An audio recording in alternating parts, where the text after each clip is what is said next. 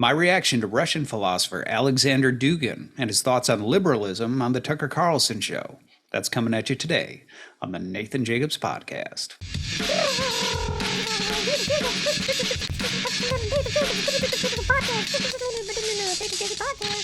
So not too long ago, I started being assailed with links from different folks who know me and know my work to an interview that Tucker Carlson held with Russian philosopher Alexander Dugin, a.k.a. Putin's brain.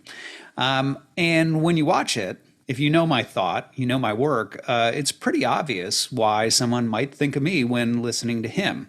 Alexander Dugin, at Tucker Carlson's request, offers his diagnosis of what's going on in Western culture. And you'll notice a few things, if you take a listen to him, you'll notice that he says a few things that sound familiar if you've listened to me, specifically some stuff about realism and nominalism. So I thought it'd be worth us taking a look at this interview together, and I'd offer you some of my thoughts.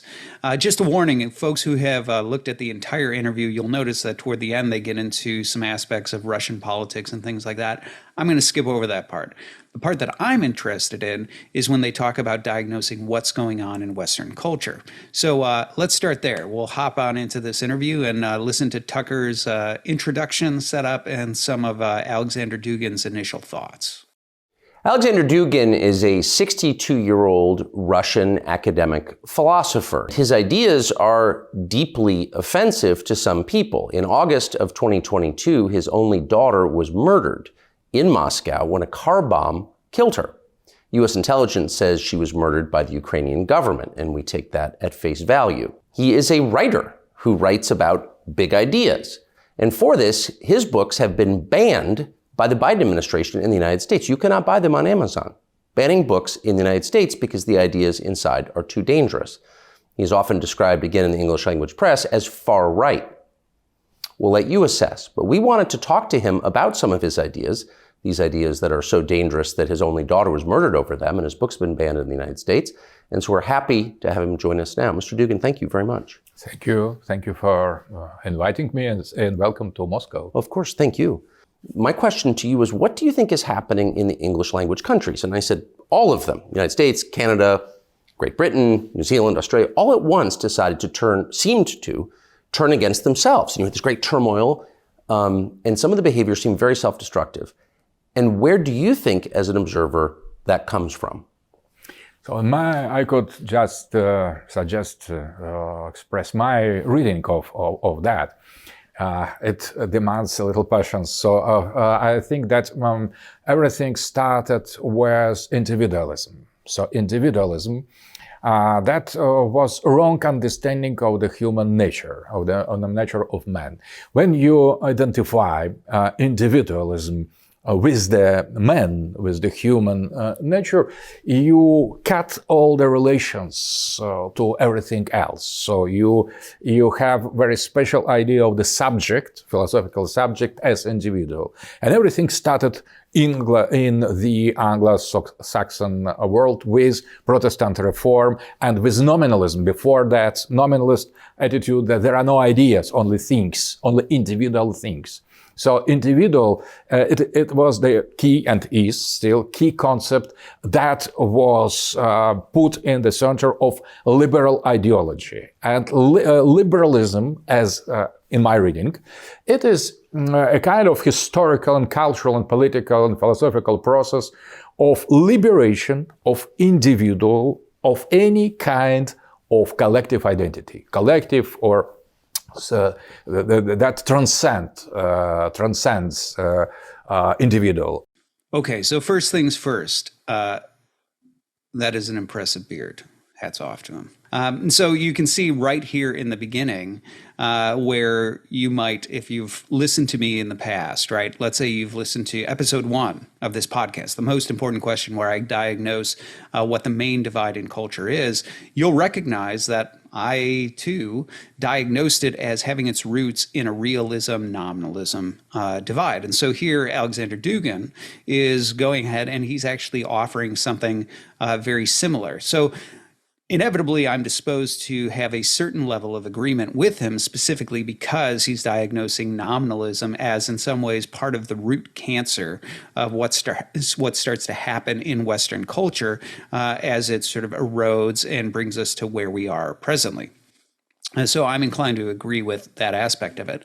And there is real truth to certain things that he's saying here. So first of all, let me just, for anybody who hasn't listened to me before or who hasn't listened to the Most Important Question, episode 1, or any of the other places where I talk about realism, let me just take an aside and talk about what that is, right? This realism-nominalism divide. So the realism-nominalism divide is based on an observation about how the mind works, right? And this is what I've actually suggested in episode 1. Again, I recommend you go and listen to that.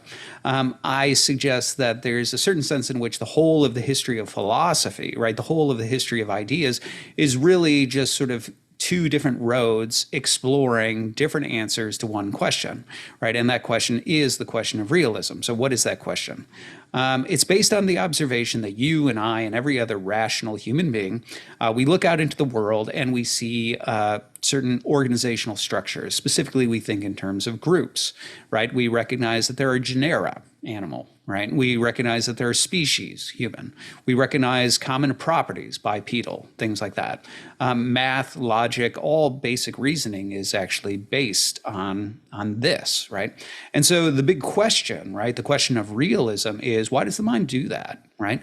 Does the mind do that because those structures are actually out there? Like the world actually is structured in those ways, that the mind is in some ways abstracting, identifying, pulling out of the world certain features that are real, right? That the world really does have these group structures to it. If you answer yes, that's the way the world is, and so that's why the mind thinks in that way. It's not inventing these things, it's identifying them, right? It's seeing them out there in the world, it's abstracting them out of reality itself. Then you are a realist, because you're saying those structures are real, right? Now, the contrast is if you say, well, no, out there, outside of the mind, those aren't real, right? Groups aren't a real thing. Everything is just its own special little snowflake, right? Everything just is individual, idiosyncratic matter floating about chaotically, bumping into each other. Yes, it sort of clusters together, and the mind invents groups to organize it, right? The mind needs some sort of organizational structure for interpreting the world. And so the mind comes up with groups, right? It starts to invent, right, these groups like animal. It starts to invent groups like human. It starts to invent commonalities like bipedal. But those are mental inventions, right? They're mental fictions. Outside of the mind, those aren't real, right? So those are just names, and this is where we get nominalism from the Latin nomen, name, right? These are just names that the mind comes up with and imposes on the world. But, out there in the world, that's not, those aren't real, right? They're mental fictions. It's just a sort of mental structure that we impose on the world. Now, if you say that, you're a nominalist, right? So this is the realist-nominalist divide. The question being, are these structures real? If so, realist. Or are they mental fictions? And the mind invents them and imposes them on the world. Nominalist. So now you can understand why Alexander Dugin would suggest that if you embrace nominalism instead of realism, that you would be bound toward a philosophy of the individual, let's say. Why? Well, because notice that realism is the philosophy that presumes that groups are somehow real, right? That when I identify the genera, animal, right? Identify the species, human, these being philosophical genera species, not the scientific categorization. If I identify those groups as such, the common property bipedal, as a realist, I'd be suggesting those are actual properties, right? Those are actual natures. Those are actual forms. Those are actual something that you and I participate in. So when I say that you're human and I'm human, I don't say that there's just sort of a vague mental commonality. And so I associate you and me. As a realist, I'd be saying that you and I actually are participating in something common. There is such a thing as human, right? There is such a thing as the generic nature, right? Humanity, right? And that in some ways, whatever that means, whether I'm Plato and I think there's some form in another world, or an Aristotle and I think that form is present within the material, your material, my material, or some other hybrid version like a Neoplatonism or Christianity, whatever the version is, however I explain that, in some sense, I think human, the group, the nature, the essence is real, right? And I think that you participate in it. And I think that I participate in it. So you and I are actually in some ways united, right? We share a common nature. It's not just that in a textbook, somebody might give us a common name and suggest that we should be grouped or categorized together. No, it's that you and I actually participate in something called human. Right? Humanity is something that you have and I have, or that you participate in and I participate in. There's an actual unity there. But in nominalism, keep in mind, that's not true, right? In nominalism, human is just a name, right? Human is that the mind looks at your sort of lump of matter and my lump of matter, and it needs to organize it. And so it sees things that it's like, oh, I could sort of, I could identify certain commonalities, right? A certain resemblance here. And so for that reason, I'm going to come up with the name human, and I'm going to group you two together mentally. But there is no real unity between you and me. It's all just mental association. So inevitably, nominalism is bound, because its first premise in rejecting these groups, genera, species, common properties, things like that, it's actually bound to suggest that groups are not real. And so in terms of what is most real, nominalism is driven to a philosophy of the individual. And so I think Alexander Dugin is quite right to say that, right, to diagnose that as part of the thrust toward the individual. Now, there's another aspect of this, which is, so that's the sort of ontological aspect of this. There's also an epistemological aspect of this. So in modernity, right, in modern philosophy, which is the time when nominalism really started to take hold. Again, if you look back on that prior episode, I walked through the history of ideas, and I talk about the fact that nominalism, you have the sort of proto-nominalism of ancient pre-Socratic philosophy with people like the atomists, but that sort of dies off. And then what happens is nominalism, after realism has won the day, it's won over the Greeks, it's won over the Jews, it's won over the Christians, right? And it's really the philosophy, of the world, right? It's the dominant philosophy. It's in late medieval scholasticism and people like William of Ockham where you start to have nominalism sort of resuscitated, right? And it's resuscitated for initially pietistic reasons that I talk about in that, really sort of largely trying to make sure that we don't suggest there are any limitations to divine omnipotence, right? Something that the realists actually talk about, right? They talk about the fact that God can't make square circles because contradictions are inherent in the fabric of the universe, right? And so contradictions are real things. And in the fabric of the universe, these sorts of structures originate in God, and therefore, like God, not even God can do, contradictory things like create a square circle. And nominalists didn't like that, right? So pietistically, they wanted to say, no, of course, like God can do anything, right? And I'm not going to get sidetracked on how the realists would respond. They don't think square circles are actually things, but that's another aside. And again, you could listen to that episode where I actually walk through that. The point is that the nominalists end up trying to sort of unshackle God by, suggesting that these structures, right? These are just mental structures, right? Contradictions, logic, that sort of stuff. It's just mental structures. It's not there. It's not relevant to God. And so God's sort of above all of that. But in modernity, right, nominalism sort of gets wrapped up with a form of empiricism, right? And this is where you see like people like, John Locke, in his essays, A New Understanding, he opens with an attack on the innate ideas because he's trying to attack Platonism and realism and things like that. So the empiricism that emerges out of, modern philosophy is the manifestation of nominalism. It's the attempt to try that new road and say, well, let's abandon the realist metaphysicians, dreams about the nature of the world, and let's try this road of nominalism again via this empiricism. Now, the reason this gets us to the epistemological side of this, right? So epistemology, in case you don't know that term, right? How do you know that you know that you know, right? It's sort of the study of knowledge. And so in terms of epistemology, during modernity, there is this sort of turning inward. And I have an episode coming up on why I am a realist, and I'll talk about this more there. But here's the sort of truncated version of it.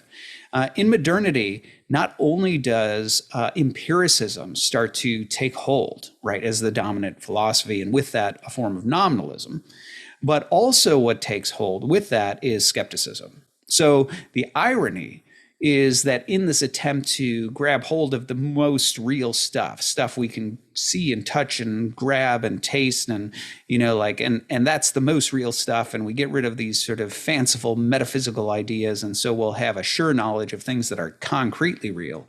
The irony is that entire project ends up giving way to a form of skepticism. Now, why is that? The reason is quite simply this. Skepticism is predicated on a divide between the mind and the world, right? So in John Locke's epistemology, what you begin to see is that Locke has a certain understanding of human perception, where the idea is that the mind is a blank slate, right? It's a tabula rasa.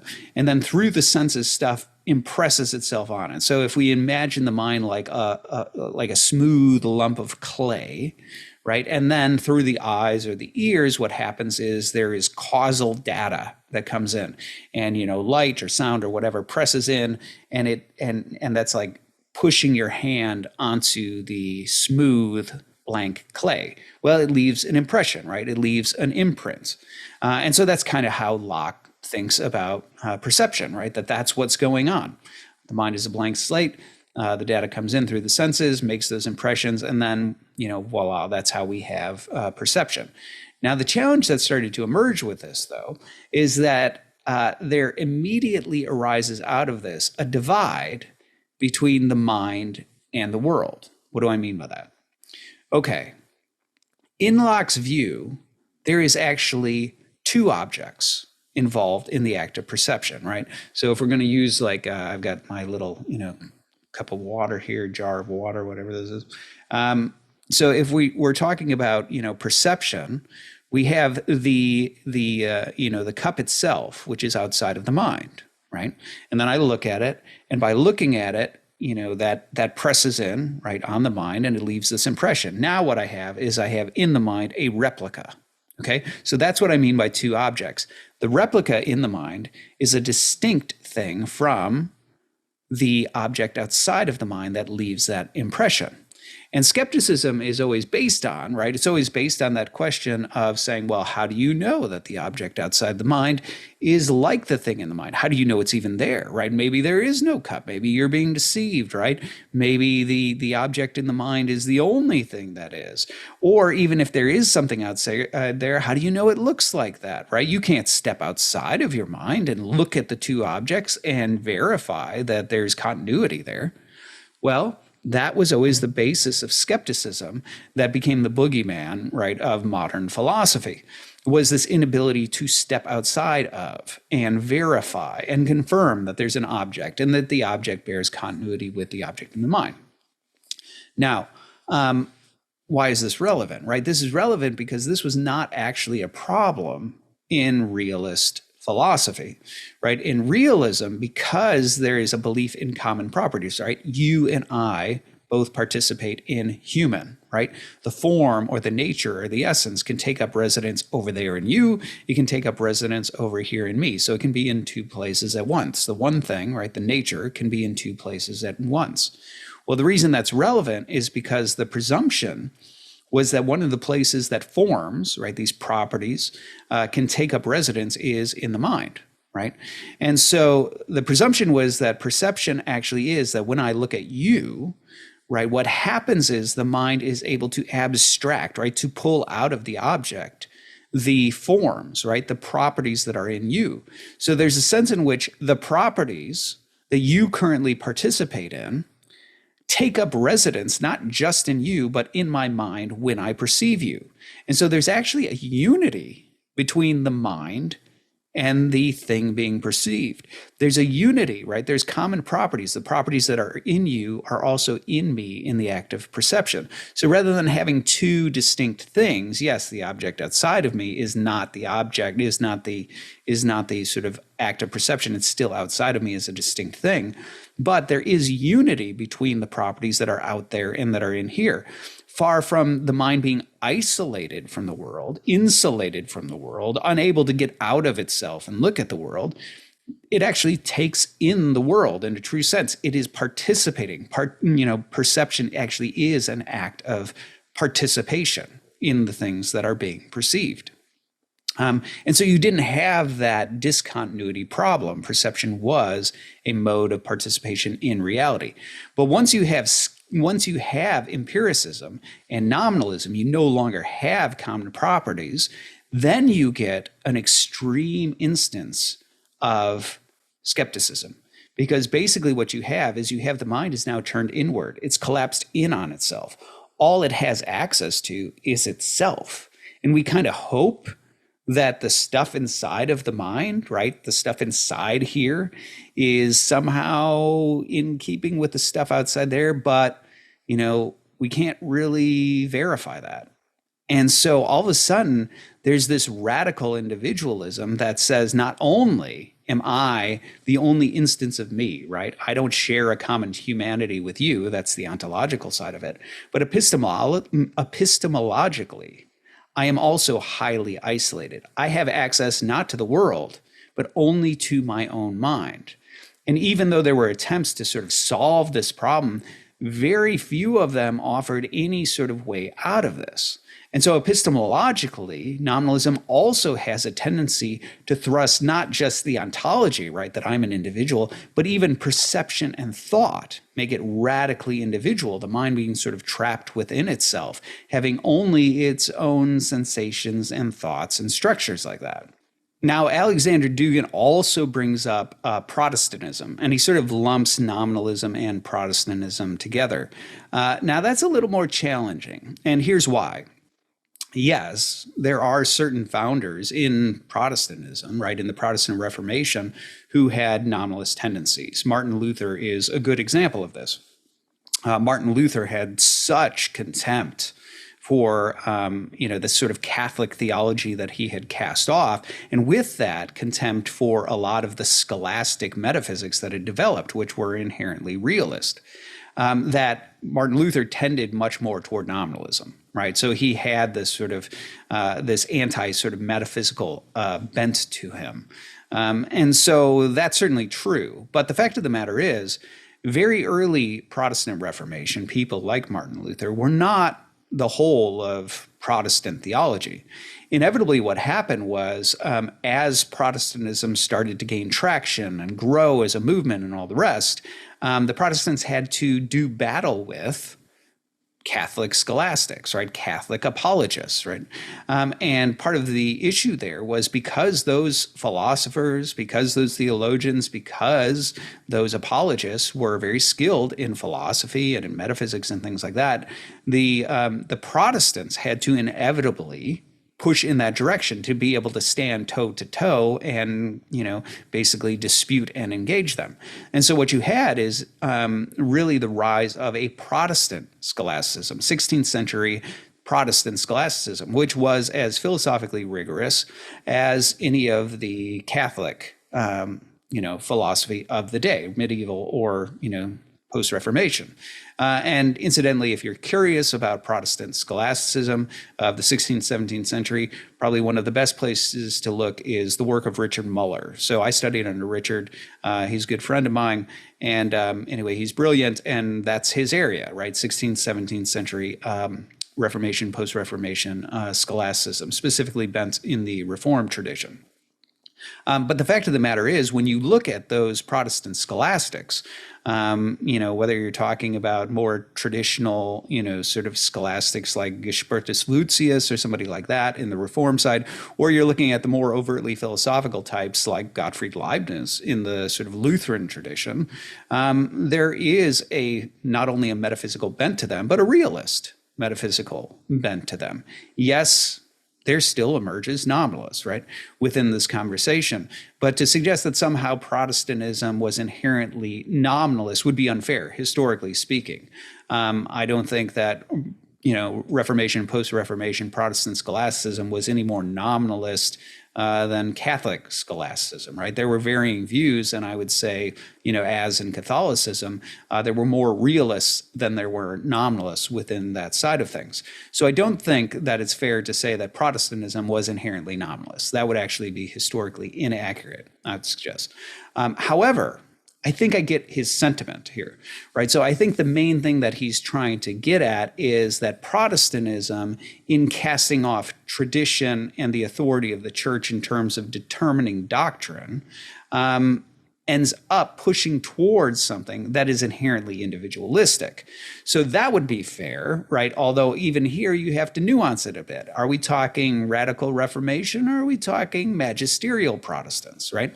Because obviously magisterial Protestants, folks like the Lutherans or the Reformed, right, who still retained a catechism, who still had synods, right, who still had theologians who were weighing in and sort of working out the orthodoxies of the tradition, that still had certain confessional standards for anybody to adhere to and be part of it. They actually did ultimately sort of move toward, in their Reformation, something that still had a certain type of normative doctrine, something that still had a certain type of tradition. They had confessions, right? They had catechisms, they had synods, they had official doctrines of that denomination. And so I wouldn't want to say that all Protestantism inherently became me and my Bible, right? That's not true, historically speaking. But did the Reformation give way to a certain type of individualism in that way, where you did have more radical forms of the Reformation, where I and my Bible can cast off all tradition, all church fathers, all creeds, all councils, all confessions? Of course, yeah, you did have that emerge as a thing. Was that characteristic of all Protestantism? No. But nonetheless, did that emerge? Is that, a movement toward the individual? Like, sure. And with that, of course, like even within those traditions that were more, sort of confessionally oriented, right? Obviously, there is still an elevation of the individual over against the Roman Catholic Church, right? There's still an insistence that no institution is fully reliable, and therefore we can engage in, sort of humanistic enterprises of exegesis and historical research, and come to reassert anew the more correct doctrine. And in this way, what you see is that within Protestantism, there is a mirroring of the spirit of modernity, right? Modernity, in terms of answering like what is enlightenment, if we're thinking about like Immanuel Kant's essay on that, for example, what we start to see is that there is this insistence that, I, as a rational being, have the capacity to assess these topics anew for myself. And in some ways, being a rational being, I should do that. I ought to do that, right? I shouldn't just defer to certain traditions. I shouldn't defer to certain authorities, right? I should actually engage in my own reason, utilize my own reason, and in utilizing my own reason, give a fresh assessment of whatever this topic is, and in using my reason, come to some sort of conclusion regarding what is true and what is false, right? It really does sort of recenter the authority toward the individual and his own, rationality, his own mind. And certainly there was definitely a feature of that in Protestantism, right? Protestantism in casting off the authority of the visible church, right? The Roman Catholic Church, that would be the visible church that they had in mind, of course. In casting off that authority and casting off the infallibility of its traditions, right, and viewing it as corrupt and sort of trying to recover something that was lost, there was an elevation of this sort of like humanistic spirit that says, like, through the use of reason, through the use of language, through the use of grammar, through the use of history, right, we can assess anew, and we can't trust that any one church father, a council, or institution, or something like that was fully reliable in these things. And that's why we need to dig into it anew using the tools of reason. And by scrutinizing it, we can determine, right, through our own use of reason, we can determine whether or not those historical conclusions, those historical doctrines are true or false, right or wrong. We become the measure of whether or not they're true or false. Our own reason becomes the measure. And so even if ultimately that is in service within a certain tradition, like the Reformed tradition or the Lutheran tradition, even if that ultimately does end up in service to a confessional commitment, right? We're going to embrace these creeds, not those creeds. We're going to hold this synod that, sort of enshrines this doctrine, not that. We're going to have these catechisms, right? Whatever it may be. There ultimately is in that the undercurrent of modernity, which elevates the individual and the individual's capacity to reason and assess, as the authority, right? The authority of all authorities, reason itself. So there still was like that sort of individualistic spirit of the Enlightenment that's there within the sort of Protestant push. Now, in this sense, what I would have to say is that I wouldn't want to suggest that there's only one thing at work here, right? I wouldn't want to suggest that nominalism alone is the basis for what starts to emerge. Rather, I think you see a few different things that are, common factors converging in the same direction.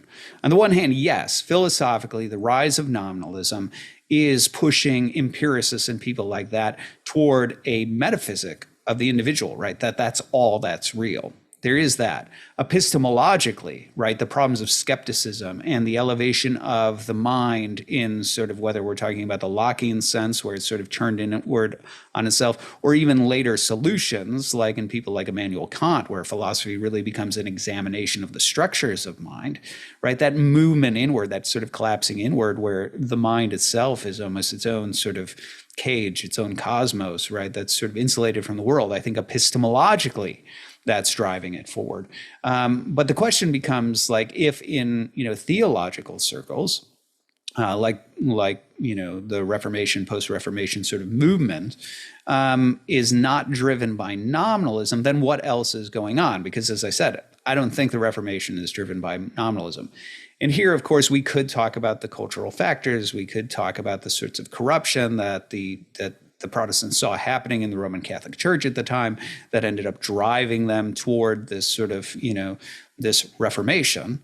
We could talk about that, but I'm not talking about the social reasons for this, right? I'm more interested in the thing that's happening in terms of the realm of ideas.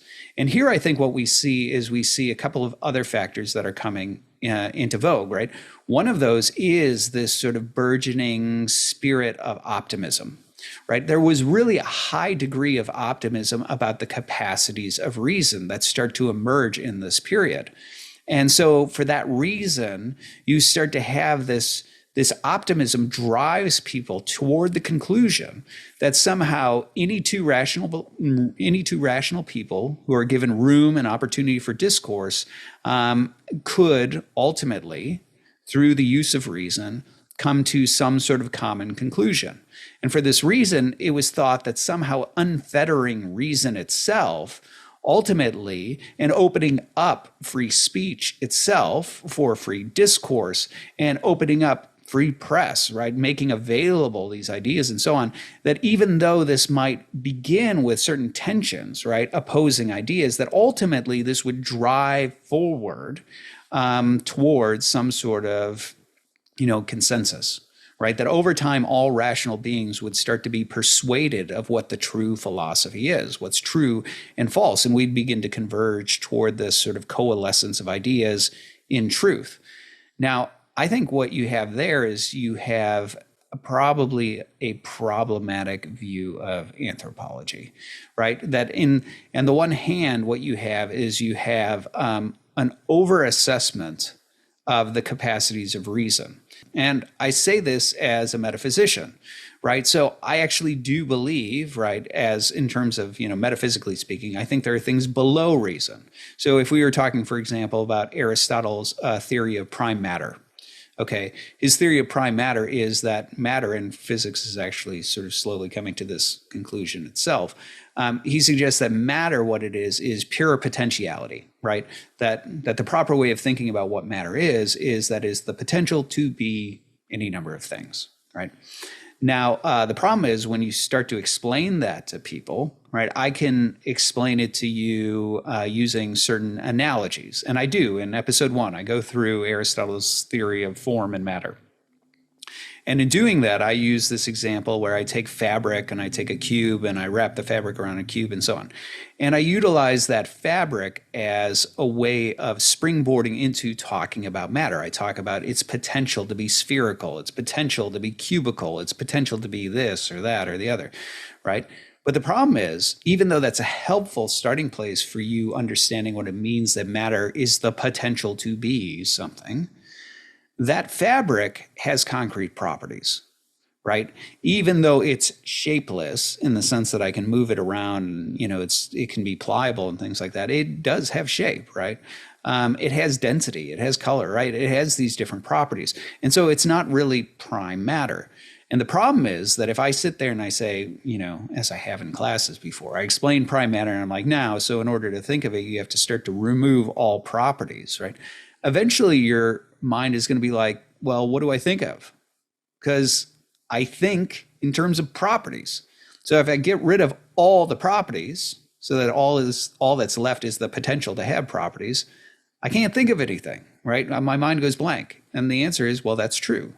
Your mind does think in terms of properties. So prime matter being in some ways beneath that, right? Propertyless, right? Being pure potentiality, you can logically understand it, right? We can talk through analytically how you get there. We can talk about the metaphysics of why that needs to be so, but you can't imagine it because imagination deals in properties. So there's a sense in which prime matter is beyond the grasp of reason, at least conceptually, right? Similarly, things above reason.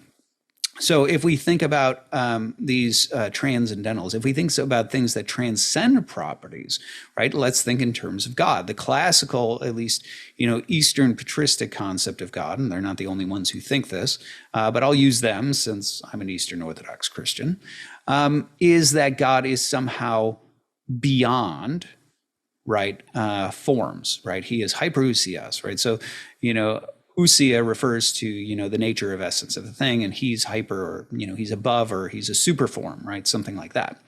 Okay, well, what does that mean, right? Well, the thing is that when we're talking about the natures or essences of things, when we're talking about forms, we're talking about definite properties, right? I talk about a square, and we can easily conceptualize it because we have a series of finite properties. 4 sides, equal length, right angles, right? No problem. Get those in mind really easily. It's right there, right?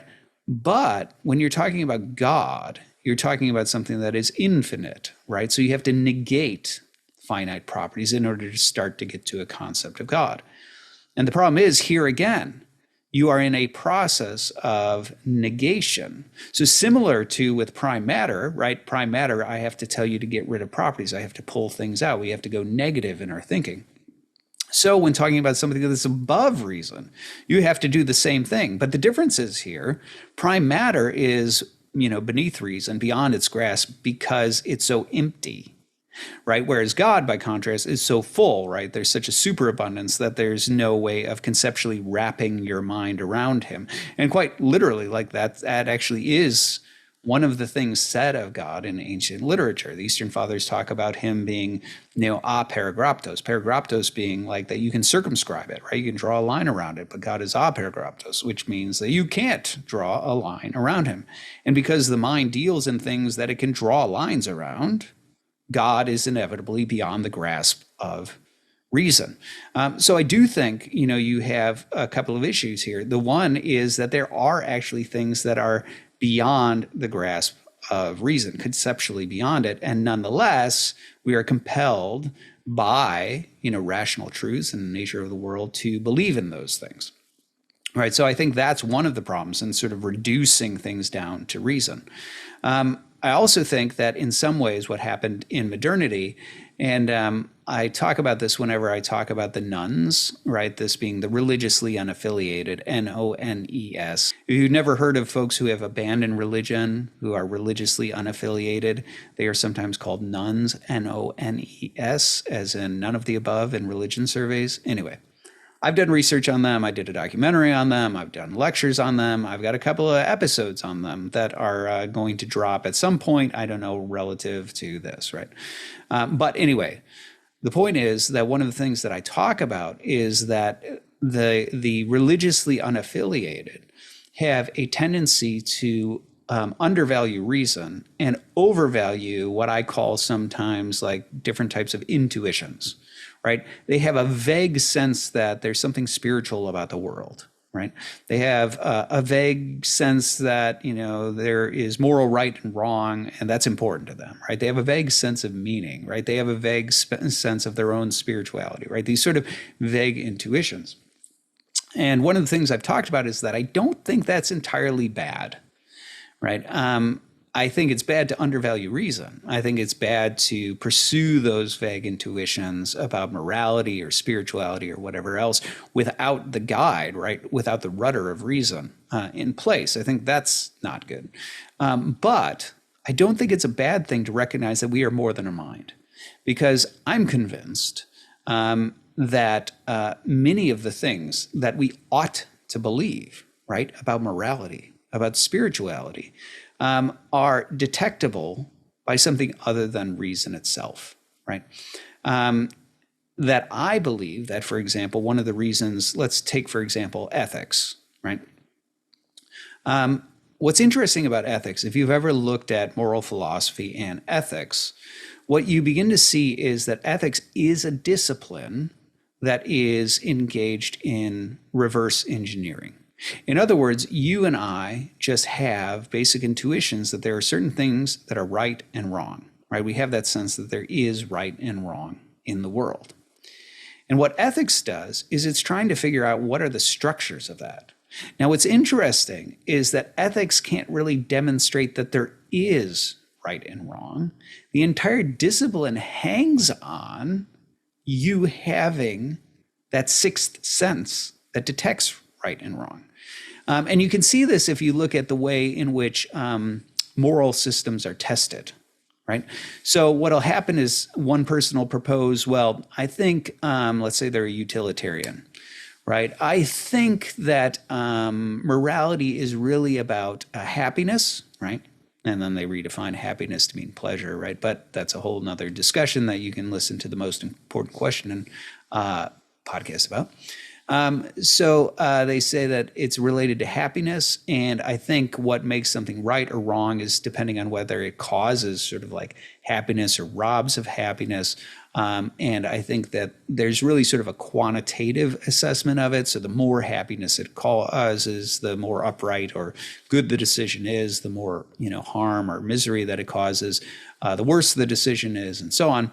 And so they start to utilize this type of calculus. And it really actually was that, you know, early on, like people like Jeremy Bentham and others who were really advocating this. They advocated for this sort of like calculus of sensuousness, right? Like the idea that somehow we should figure out a mode of quantifying happiness and the deliverance of that so we can actually, in a scientific manner, assess the right course of action. Now, the problem is what'll happen is another ethicist will come along. Let's say they're a natural law ethicist or something like that. And they'll say, I don't think that's actually how morality works. And they'll end up giving a scenario, you know, like where you have a bunch of different people who are important to society, right? Whatever they may be, you know, this physician over here and, you know, this great artist over there and whatever, all these sort of high important people who contribute to society at large. And they all have a different type of deadly cancer for a different type of organ that they have, right? This one has it in their lungs, this one has it in their stomach, whatever.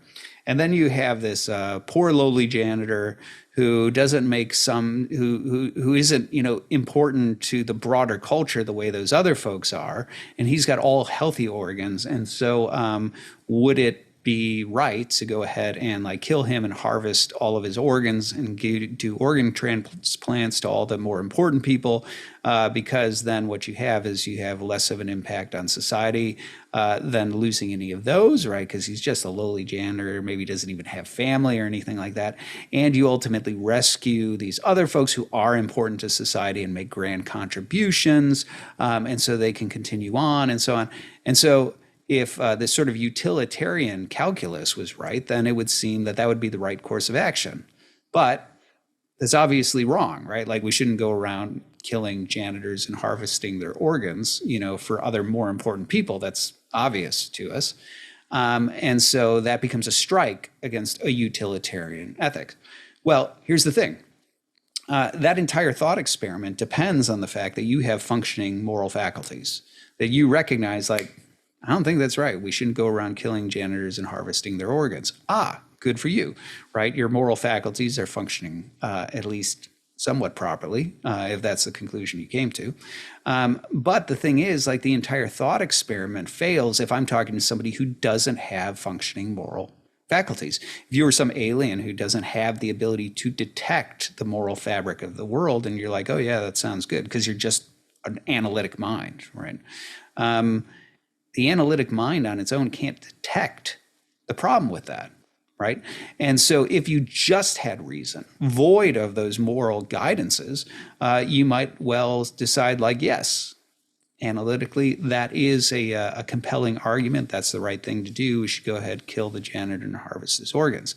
But the fact of the matter is, in ethics, we're actually sort of presuming that you do have properly functioning, or at least somewhat functioning, moral intuition, so that we can start to engage in these thought experiments and say, no, there seems to be something wrong with that explanation of what morality is. So whatever this thing is we're detecting, whatever this moral fabric is that's right or wrong, it can't be just based on those sorts of quantitative assessments. There has to be something else going on. And that's how ethics works, right? Ethics is reverse engineering. It presumes you can detect this thing, and the entire enterprise is trying to reverse engineer it based on these types of hypotheticals in order to decide, like, what is it, right? Does it have something to do with the order of nature, natural law? Does it have something to do with the cultivation of virtue ethics, right? Does it have something to do with the forms, right? And so here it's sort of a realist, impulse. Does it have to do with God's commands, right? Like, what is it, right? That's the nature of that enterprise. And I think ethics is not the only place where that's the case. I think in terms of a lot of our spiritual intuitions, I don't want to get sidetracked with this, but C.S. Lewis in The Problem of Pain, when going through his sort of genealogy of morality and talking about like how is it that religion first emerged, one of the first things that he talks about is the numinous. And here he's drawing on the work of Rudolf Otto, who was responding to Immanuel Kant. And the idea is that the numinous, right, Kant had talked about the nature of human experience, and he offered this assessment of the ways in which reason works, the ways in which the rational mind works. And this was an example of one of these sort of modernist, the mind turning in on itself that I mentioned earlier. And for that reason, Kant was left with this actual problem of an inability to experience God. Right, that the structures of mind didn't open up an avenue by which one could have direct experience of God. And Kant has his own ways of trying to solve that problem related to moral arguments and things like that. But Rudolf Otto pointed out, what are you talking about, Kant? People experience God all the time. There's this experience called the holy, right? Like every people of every time knows what it's like to encounter this. And he talks about this feature of human experience called the numinous. Right. And Lewis, when talking about this, tries to help people think about it where he suggests, right, it's a certain type of fear that is excited, right, by the encounter of something that's on the other side of the veil. Right. And here he gives the example of like, if I told you that there's a tiger in the next room and you believed it, you might experience fear. But if I told you there's a ghost in the other room and you believed it, you would also feel something called fear that we might call fear, but it'd be very different than the fear of a tiger. It'd be closer to what we call dread, right? Because unlike with a tiger, right, where the main fear, the fear is that it's dangerous, physically dangerous, No one is afraid of a ghost primarily for what a ghost might do to them, right? A person fears a ghost simply by virtue of the fact that it's a ghost, right? It's uncanny, it's dreadful.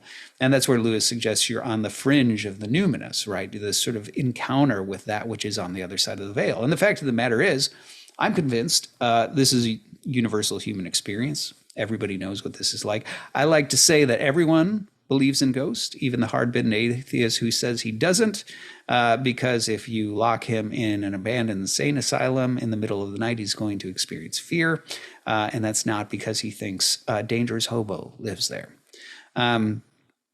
So now he may try to rationalize it away. He may try to suppress it, try to explain it as a evolutionary, byproduct of this or that or the other. But the fact of the matter is he knows what that feeling is. And so just like morality, I think there are aspects of our spiritual nature that detect certain things, through that sense of the numinous. So I don't think the human experience is reducible to mere analysis of reason or the five senses. I think there are other things that are there in our experience for good reason, right? Just as our eyes are there to tell us true things about the world, so our moral intuitions are there to tell us true things about the world. So the sense of the numinous is there to tell us true things about the world. And I think the problem is that just like in my alien analogy, right, where, the alien who's mere, sort of a analytic mind without a sense of moral intuitions might be persuaded by a utilitarian case to harvest the janitor's organs, I think he would be wrong. And he'd be wrong because he's missing important features of the world by lacking those moral intuitions. So those different intuitions we have about the world being a spiritual place, about the world being a moral place, are important features, right? Those are important ways of grasping true things about the world, that if you merely reduce it down to analysis, right? The senses and the analysis of reason, which was part of the entire sort of modernist project, you start to get a truncated and distorted picture of the world precisely because you're missing certain things. So that's where I would say that there was an over-assessment, right? An extreme optimism of the capacities of reason. And in the process, in elevating reason, there was a missing of other very important aspects of the human person. The other thing I would say is that there's a sort of ironically naive anthropology here. Now, it's kind of funny, right? Because in Protestant circles, the anthropology that became notorious was total depravity, right? Which is a very pessimistic view of human nature. And I can't help but wonder if there was a bit of a blind spot in some of the reformers here as a result of this, but we can sort of, I don't want to get sidetracked with that. I could see ways of responding.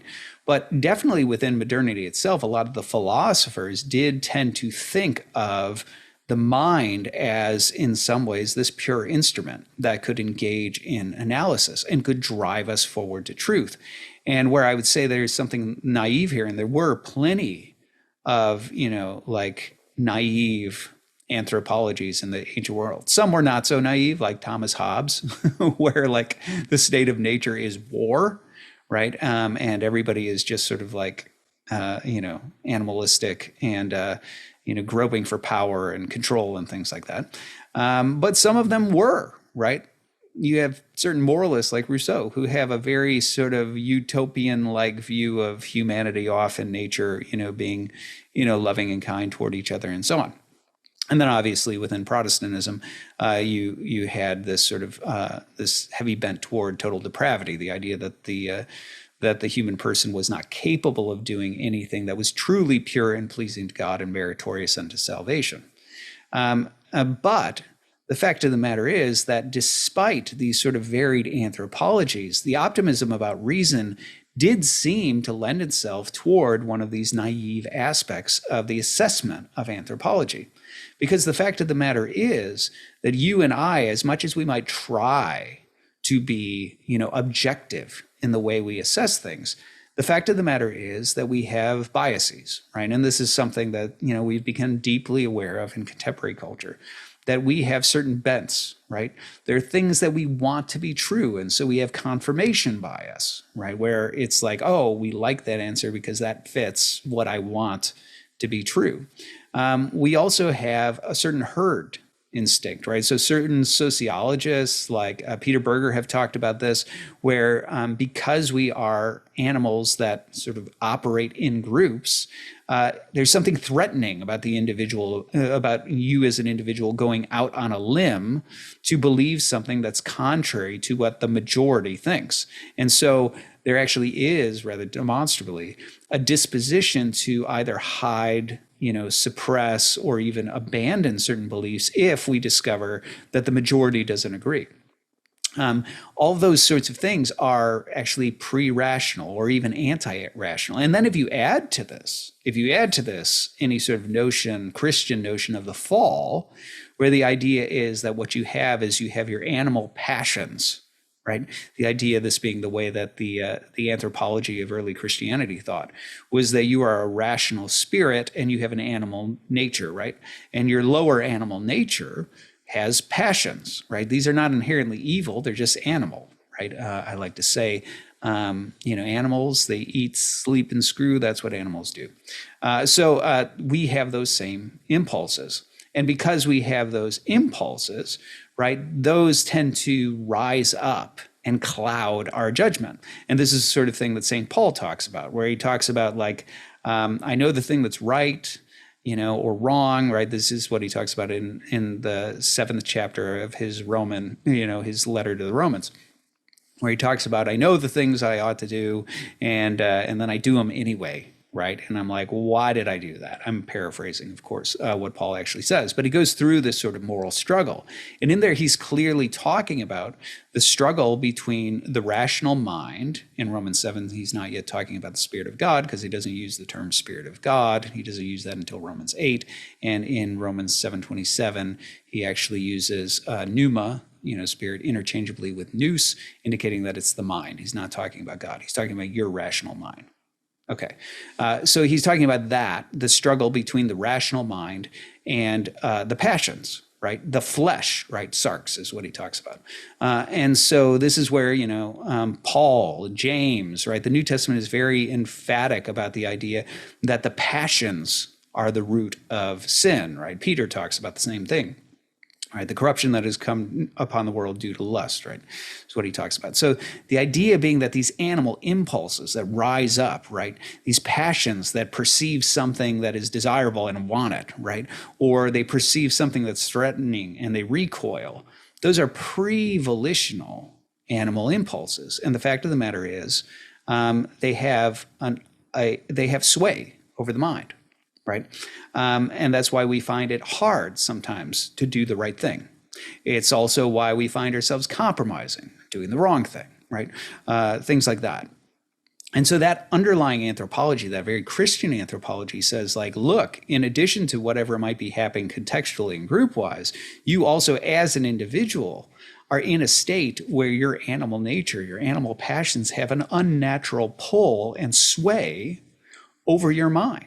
Right, over your will as a result. They incline you toward certain things that you ought not be inclined toward and pull you away from things you should incline toward, right? So once you take all of these things, into view, right, I think you start to get a more fully orbed anthropology. You start to realize that there are pre-volitional, pre-rational passions that assail your mind and have sway. You start to realize that as an animal, right, one of those passions is your context, the fact that you are a social animal who makes an assessment of, what is safe and what is unsafe. And that has sway over whether or not you're inclined to believe a belief or not, as per, Peter Berger.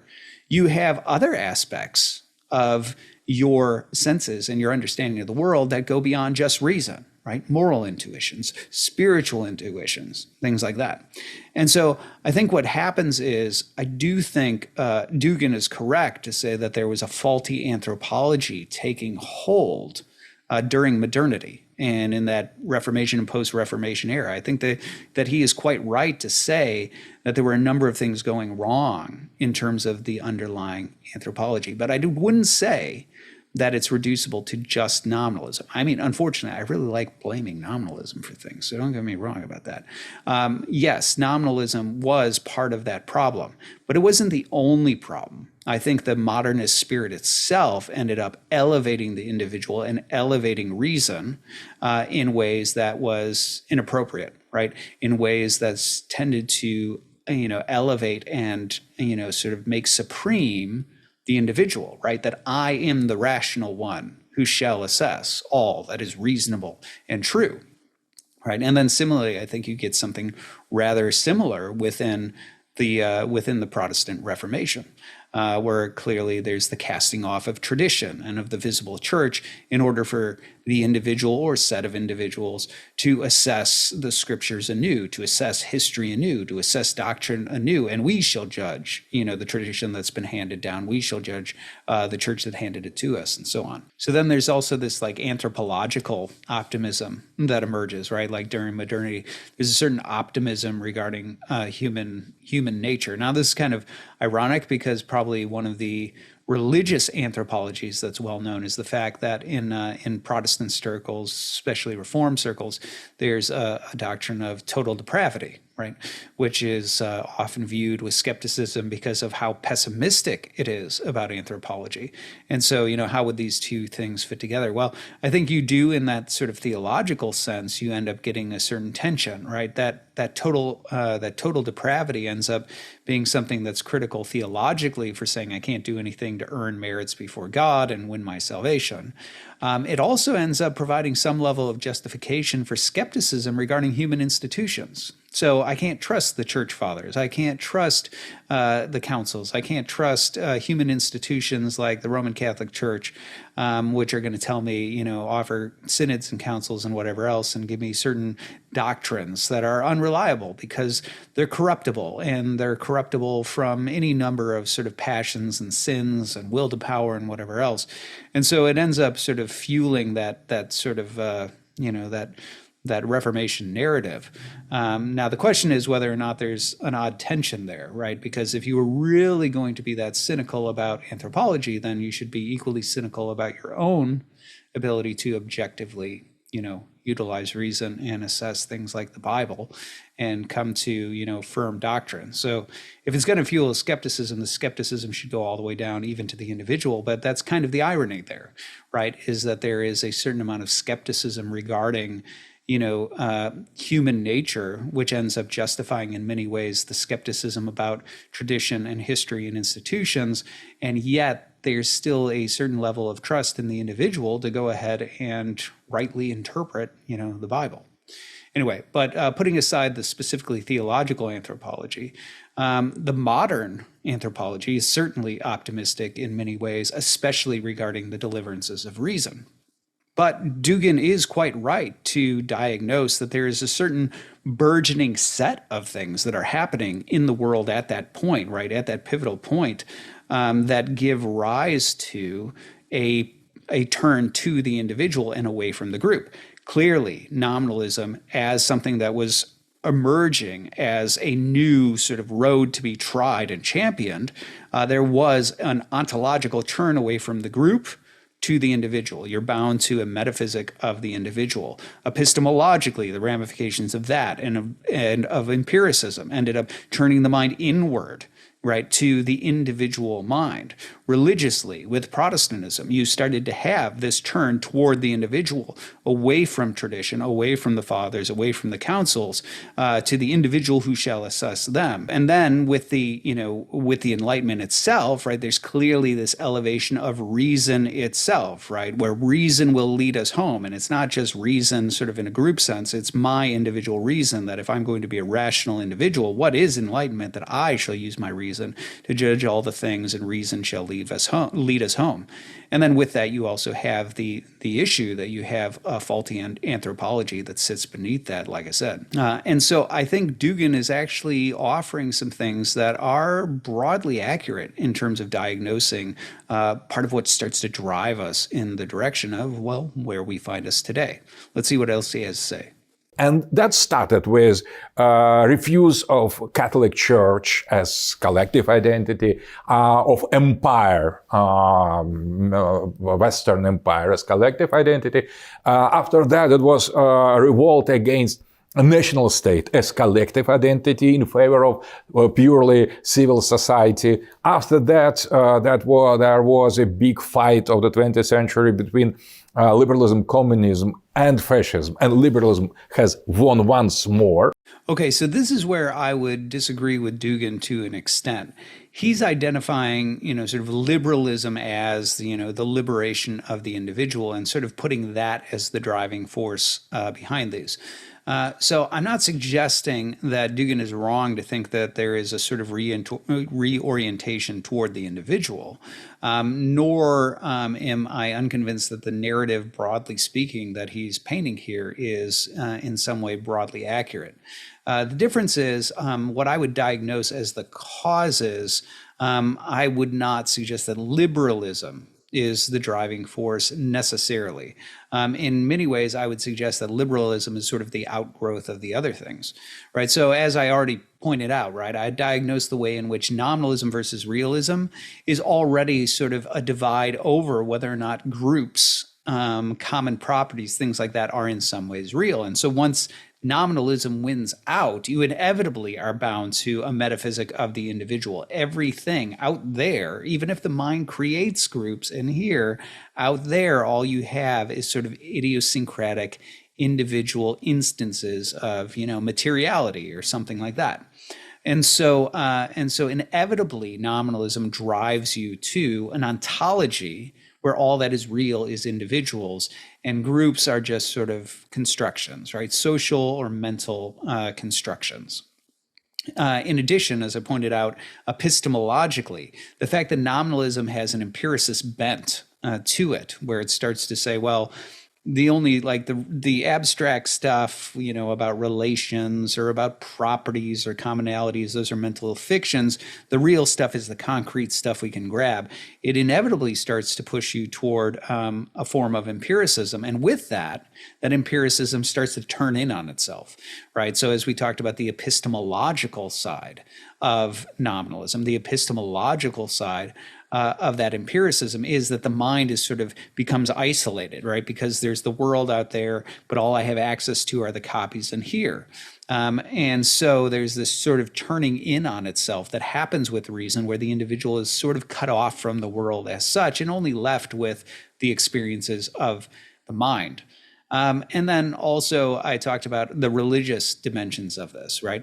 And the anthropological dimensions of this, right? The religious dimensions being some of the Reformation dimensions to it, where we're moving away from tradition and councils and some sort of visible church toward, the religion of the individual, where the individual can go ahead and assess for himself what the Bible teaches and sort of build the denomination that he sees fit. And at the end of the day, the collective is this invisible, sort of church that, I'm saved, you're saved, so we're all sort of part of that.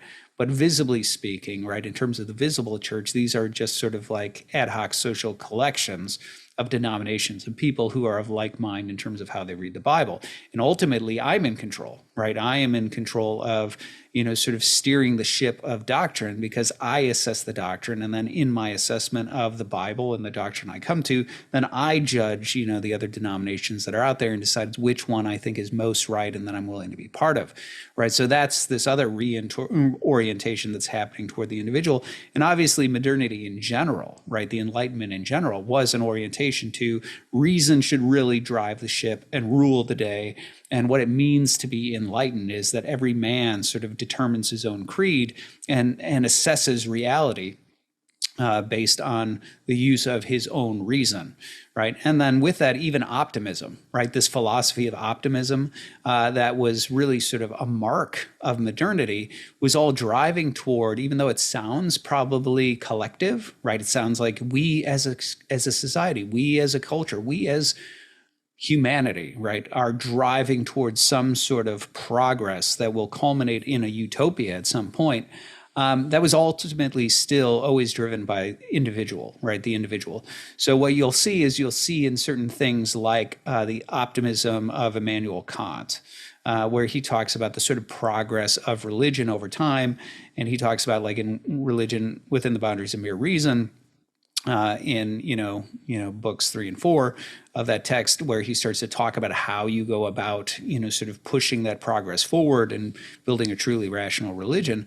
So much of it is predicated on things that any person with the mere use of reason could discern for themselves, right? So the idea is that it's not that the individual is deferring to something outside of themselves, to God and divine revelation, or to an authority outside themselves who is a visible church, right, that is telling them true doctrine or something like that. Rather, what it is it's doctrines that it's important. The real litmus test for these doctrines is that I, through the mere use of my own reason, can be persuaded are rational. And that really was sort of the root of optimism. Maybe as science takes hold, we can start to come to firm conclusions that we can all sort of concretely see through the empirical sciences. Maybe if we come up with a certain calculus of morality, right, through this sort of scientific approach to morality, we can all be persuaded and know what is right and wrong objectively because we've got the data to show us what right and wrong is. And so like at the end of the day, even though it had this sort of vision, progress had this vision in modernity of some sort of convergence, right, of people, the convergence was always the individual being persuaded of their own accord through the use of their own reason towards some sort of end, right? And so it really was an individuals coming together toward that sort of in that drive toward progress. And so when I look at like what's driving this conversation forward, I don't look at liberalism per se, right? I would look at nominalism. I would look at empiricism. I would look at, Protestantism, right? I'd look at those sorts of things, the anthropology of the day. Those sorts of things are the premises that are sort of setting the table for this and driving this project forward. So at the end of the day, it's not that I would disagree with necessarily the picture being painted, but I would diagnose it differently, right? I think it's being driven forward by a certain metaphysic of the individual, nominalism. I think it's being driven forward by a certain epistemology that turns itself inward because of empiricism. I think it's being driven by a certain faulty anthropology. I think it's being driven by a disposition of an elevation of reason, which is an extension of that anthropology, that's reflected in the Enlightenment. And I think, Protestantism is sort of the religious version, extension of that type of disposition, right? The elevation of the individual. So I think all of those things are sort of driving the project forward. And when he starts to talk about these sort of like combat between like, well, is it going to be communism? Is it going to be fascism and things like that? I too see those as the natural extension of this shift, right? So if you go back and you watch the inaugural episode of the Nathan Jacobs podcast, where I talk about the most important question, what I do in there, as I've already referenced, I walk through the history of ideas and I show how you can view this entire history through this lens of, the history of realism on the one hand and the history of nominalism on the other. And as I point out in there, modernity in many ways is the nominalist project, right? That's not to say that everybody in modernity is a nominalist, but a lot of the driving force of the modern discussion is this return, this resuscitation, this revisitation of nominalism, an attempt to try this new road and to make it work. So I've already explained why like nominalism forces you toward a metaphysic of the individual. I explained why empiricism forces the mind inward and sort of creates the skepticism that ends up turning the mind in on itself. But the thing is, like all of that is what sets the table for how the history of ideas unfold into things like Marxism, right? Into things like communism and fascism. So what is it about that project that ends up driving us there? Well, the fact of the matter is that once, the nominalist empiricist project ends up giving way to skepticism for reasons we've already talked about, right? Like the isolation between the impressions of mind and the world itself that gives rise to skepticism, there starts to emerge a new systems of thought which are trying to grapple with this epistemological problem. And what most of them do is, because the mind has been turned in on itself, they end up becoming these new sort of philosophies of mind that really sort of center on mind itself. And this is the various forms of idealism, subjective and objective idealism. So on the one hand, you have like idealists like Bishop Berkeley, who suggests, well, maybe all we have are minds and ideas, and we just get rid of that external world that creates all those problems. That's one way that, an idealist like Berkeley tries to deal with it. Then you have other folks like Immanuel Kant, who's like, well, no, I don't think we can get rid of this idea that there's actually stuff out there. But what if philosophy, we just sort of accept that there's a difference, right? This is Kant's noumena phenomena divide. Like, there's stuff out there that might be one way, and we don't really know how it is. But what we have access to is how the mind processes it. And so this is Kant's turn to the subject, where what happens is that philosophy is all about examining the structures of mind and how it works.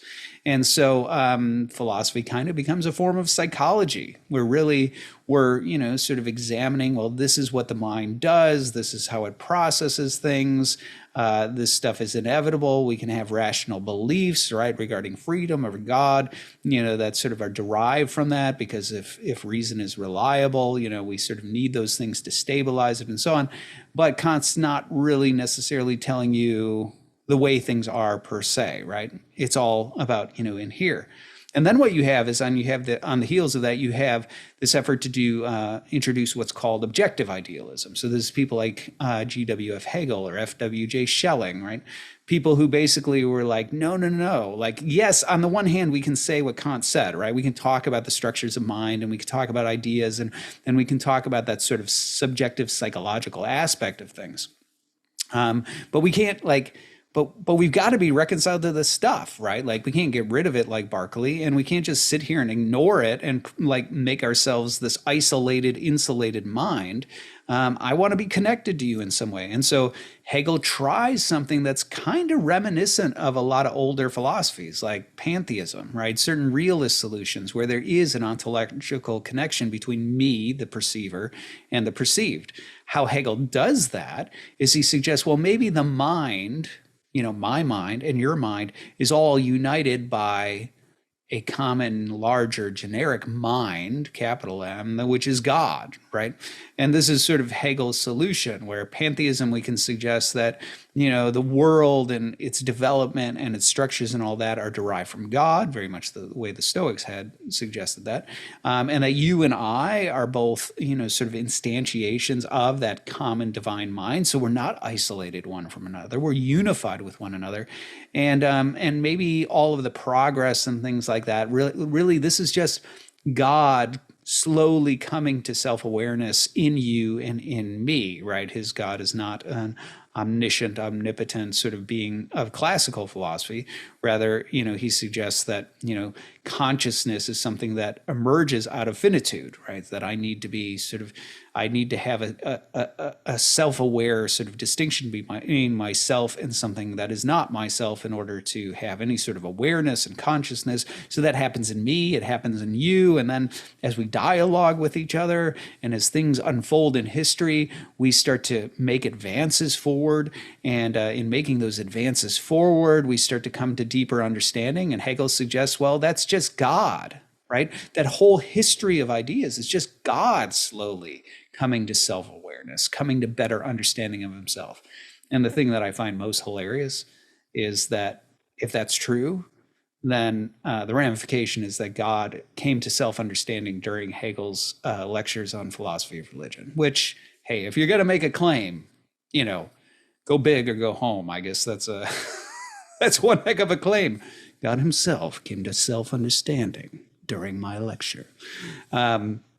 Anyway, the point of that is to say that Hegel is really trying to figure out a way to solve what has gone wrong in modern philosophy because of this entire, sort of nominalist empiricist project. And what happens is, because the spirit of the age being what it was, was not really open to such. I mean, on the one hand, Hegel was a rock star. People loved him. They loved, the deliverances of this. It had such explanatory force in the sense that you could go back and look at history and look all the ways things dialectically evolved in music or in art or in politics. Like, people loved Hegel, right? Like, it was a brilliant system.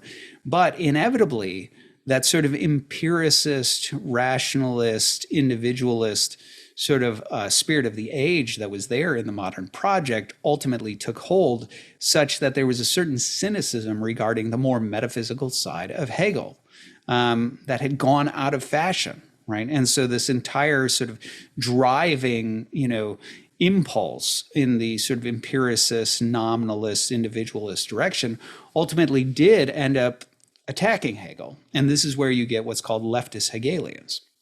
And so the leftist Hegelians, they liked the explanatory power of Hegel. They liked that you could sit there and look at all of history and say, hey, look at the ways in which things are evolving and making progress. And, there's this dialectic thesis, antithesis, synthesis that advances things forward and so on. They liked all that, right? Explanatory force.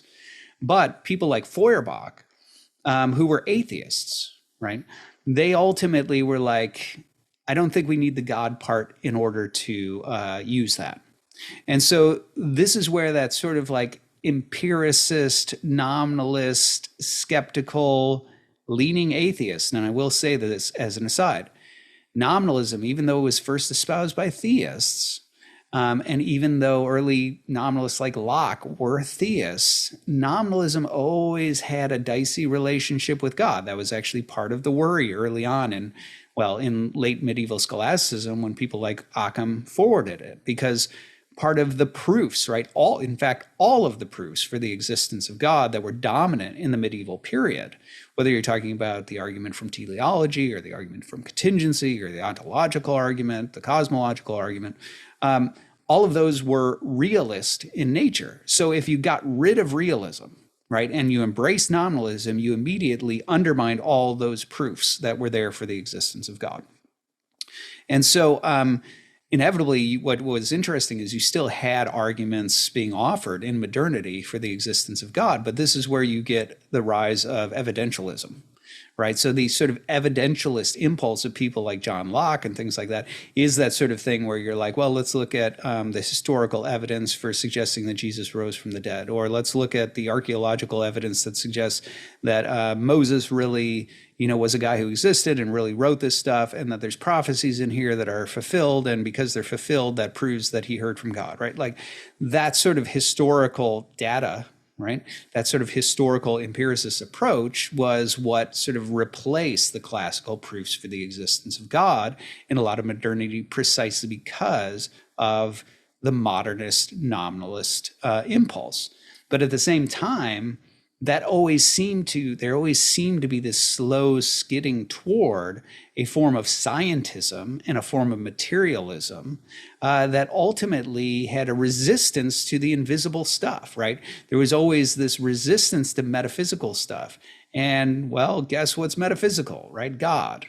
Right. So inevitably, there was always this sort of greasing of the skids. And you actually see this in early people like Robert Boyle. He's one of the important early sort of empiricist types who's part of the scientific project. And he's deeply concerned that they're engaged in certain activities that are greasing the skids of reason toward atheism, right? Toward a purely materialist, individual, mechanical, clockwork world that, at best was wound up by God, but at worst doesn't even need God. There was a worry that was sort of the trajectory. And he was right to worry that way, right? That empiricism and nominalism have that sort of natural, they have that natural momentum in that direction. And so to no surprise, when somebody like Hegel comes along and he offers something that is eerily reminiscent of older metaphysical, ways of thinking about God, even if it's highly innovative in the way it treats divine attributes and whatever else, it's no wonder that at some point there is that same spirit of the age, right? That same nominalist empiricist spirit that has an atheist impulse is like, well, what if we just grabbed the sort of like interpretive framework of history, but got rid of the God part? And that really is what happens, right? So somebody like Feuerbach ultimately is like, I like this, the dialectic. It's interesting. It explains a lot of stuff, a lot of explanatory force. I like the vision of history. But let's be honest, right? It's true, Hegel, that a bunch of minds are interacting. It's true, Hegel, that they're moving forward and driving us in a progressive manner. All that sort of stuff you said is true. But let's get rid of this one fiction that you've got underneath it, that there's some sort of God underneath it who is the mind that unifies my mind and your mind. Let's just admit, Hegel, that what you're really doing is that this whole doctrine of God is just anthropomorphism. It's just a bunch of us taking the human mind and amplifying it up and saying like God must just be a really, really, really, really big man, right? Something like that.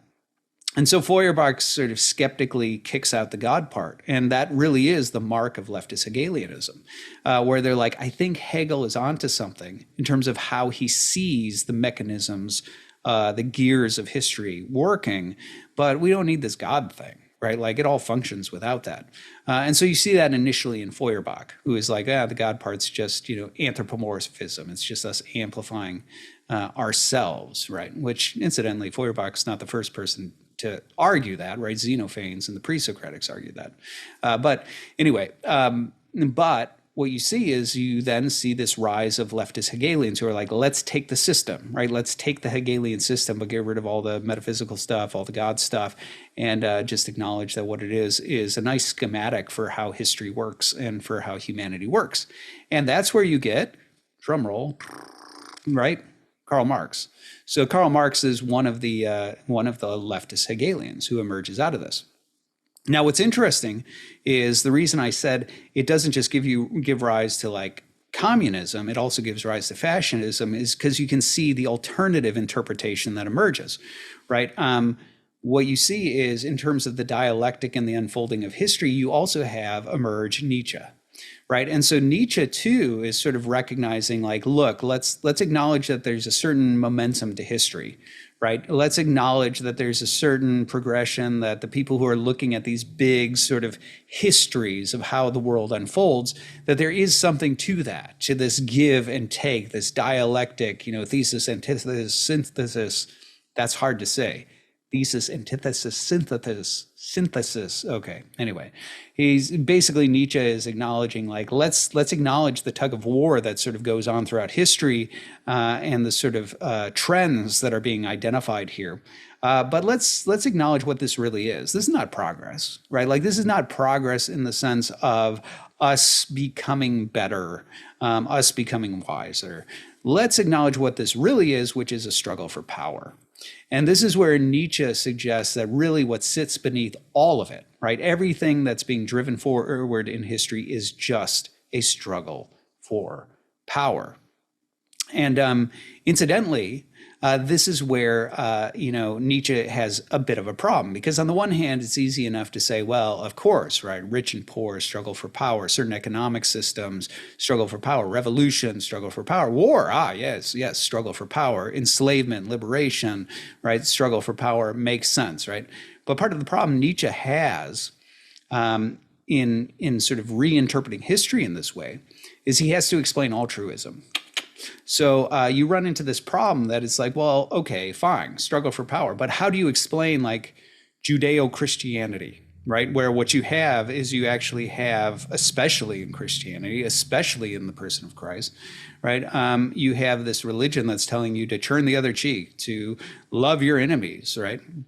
And to do good to those who persecute you and all that sort of stuff. How do you interpret that, Nietzsche?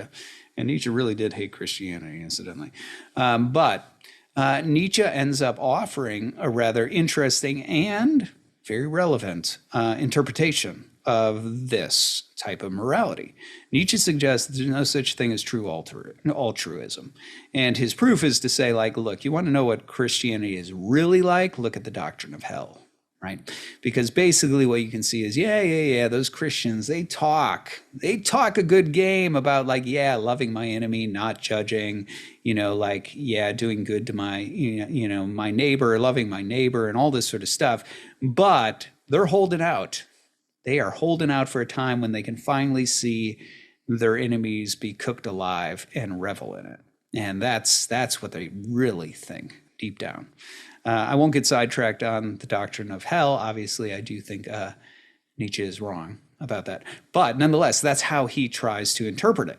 So now the question is, though, still, even if that's the case, right? Even if there's sort of like underneath, there's still that will to power, even in altruism, how do you interpret, like, what's the purpose of these systems? Like, how would altruistic systems emerge in the first place?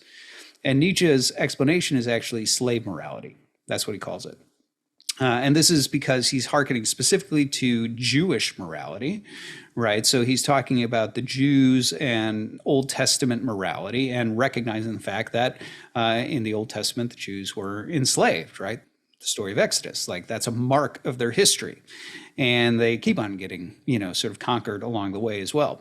And so what Nietzsche suggests is he suggests that this is a subversive will to power, right? That's what he means by slave morality. So the point is, like, if you and I are about to get into some sort of physical contest, and I know that you're stronger than me and can overpower me, it would be foolish for me to take a head-on attack and say, like, I'm going to try anyway, even though I know I can't win.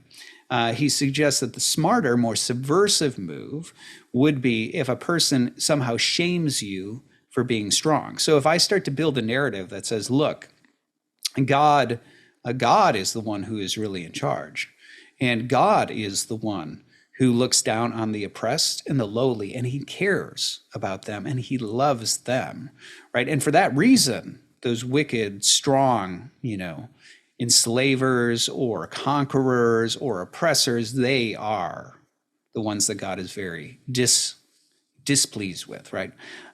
These are the wicked, right? And one day God's going to reckon, there's going to be a reckoning there with them. What you start to do is you start to introduce a framework by which the strong start to feel ashamed for being strong. And if you can get me to feel ashamed for being strong, maybe what happens is rather than you overpowering me, I end up setting down my weapons. I'm like, oh, I'm sorry. Like, I'm really, really sorry for being strong and for being oppressive. And like, here, like, let me let down my sword. Let me, let you out of those chains, that sort of thing. And so that's what Nietzsche suggests is really going on, is that there's still a will to power in altruistic moralities, but beneath those altruistic moralities, there's an undercurrent of subversive will to power. Now, why did I say that's relevant? Well, because on the one hand, what you see in Nietzsche is you see the roots of fascism, right? In Nietzsche, you see you shouldn't apologize for being strong. You should pay attention to those tactics. Don't be ashamed for being strong. Being strong is a good thing. It's the supreme good as far as Nietzsche is concerned. And so don't be ashamed of it. Instead, just flaunt it and crush the skulls of the weak. And so obviously that's where you get the sort of roots of, things like Nazism. And the relationship between Nietzsche and Nazism is complex and twisty and turny. But the point is, like, in terms of the roots of these things that, that Dugin is talking about in terms of communism and fascism, I think their actual roots is just sort of that ongoing struggle with what are the ramifications of this nominalist, empiricist, elevated individual sort of project that was talked about. Now, in terms of the subversive morality, what's interesting is I think that's actually still the roots of wokeism. So what's interesting is if you have paid attention to, the sort of intersectional politics and, the woke philosophy that's emerged, it's inherently Nietzschean, right? It really is something that says we are the oppressed, and the more oppressed, the more sort of sacred a people we are.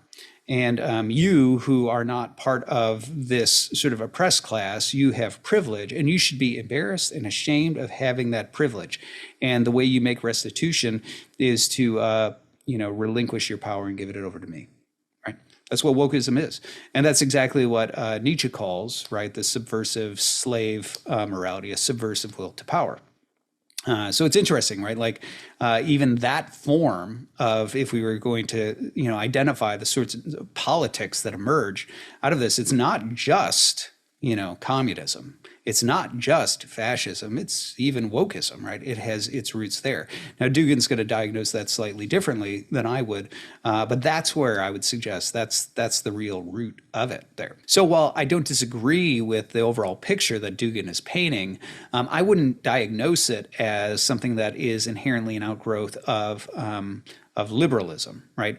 I would see that emphasis on the individual that's there in liberalism as something that itself is an outgrowth of these sorts of metaphysical turns, right, in nominalism toward the individual and nominalism, the epistemological turns in empiricism, and then, the anthropological turn of the Enlightenment, the religious turn of Protestantism, and then also with that, the ways in which the grappling with the ramifications of that start to unfold as we move through people like Hegel into the leftist Hegelians and so on. So anyway, let's see what else Dugin has to say. And after the fall of the Soviet Union, there was only liberalism. And Francis Fukuyama has pointed out correctly that there are no more any ideologies except of liberalism. And liberalism, that was liberation of this individual from any kind of collective identity. There were only two collective identities to liberate from. Gender identity, because it is collective identity. You are man or woman collectively, so you could not be alone.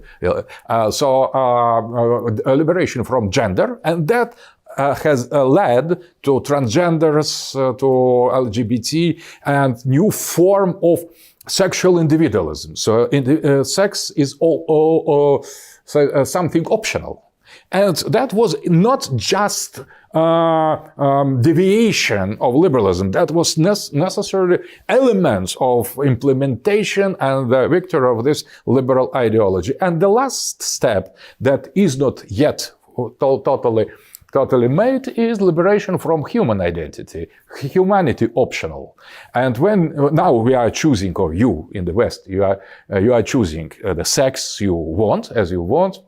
And the last step in this process of liberalism, implementation of liberalism, will mean precisely the human optional. So you can choose your individual identity to be human, not to be human. And that has a name: transhumanism, posthumanism, singularity, artificial intelligence, Klaus Schwab, Kurzweil, or Harari. They openly declare that is inevitable future of humanity. So we arrive to the historical terminal station that we finally, 5 centuries ago, we have embarked in this train, and now we are arriving at the last station. So that is my reading.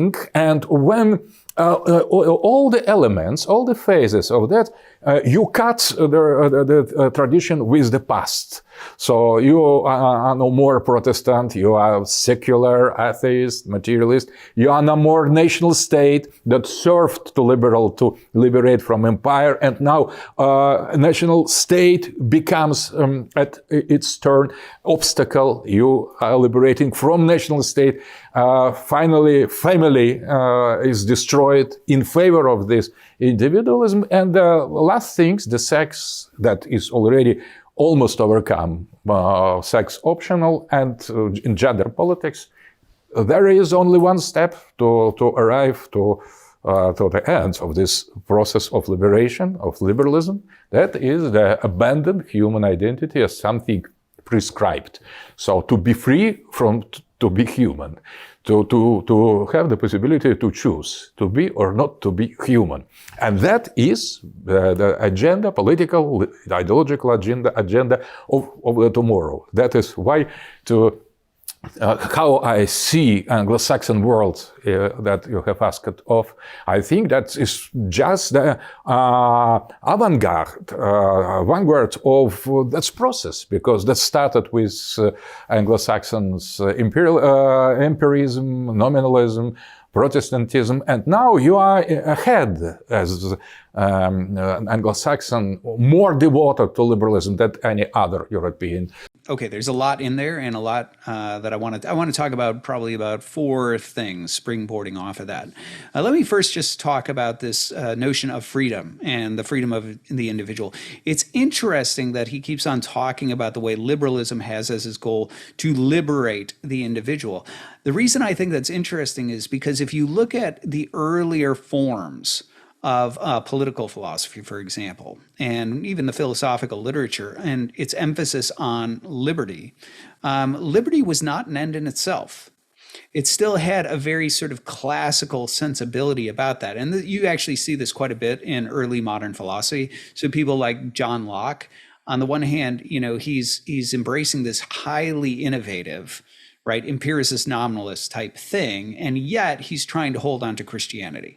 And you get that a lot. My book, The Persistence of the Sacred in Modern Thought, I'm the editor of that, and I pull together all these different modern scholars, John Cunningham on Descartes, and Chris Firestone on Immanuel Kant, and so on and so forth, to talk about the fact that these guys, they might, these modern philosophers, they might be heretical by historical standards, they might be highly innovative, but they're not like anti-religious, right? Like they actually do think religion plays a certain role. Many of them still identify as Christians, even though they have weirdly heretical, heterodox sort of doctrines, whatever.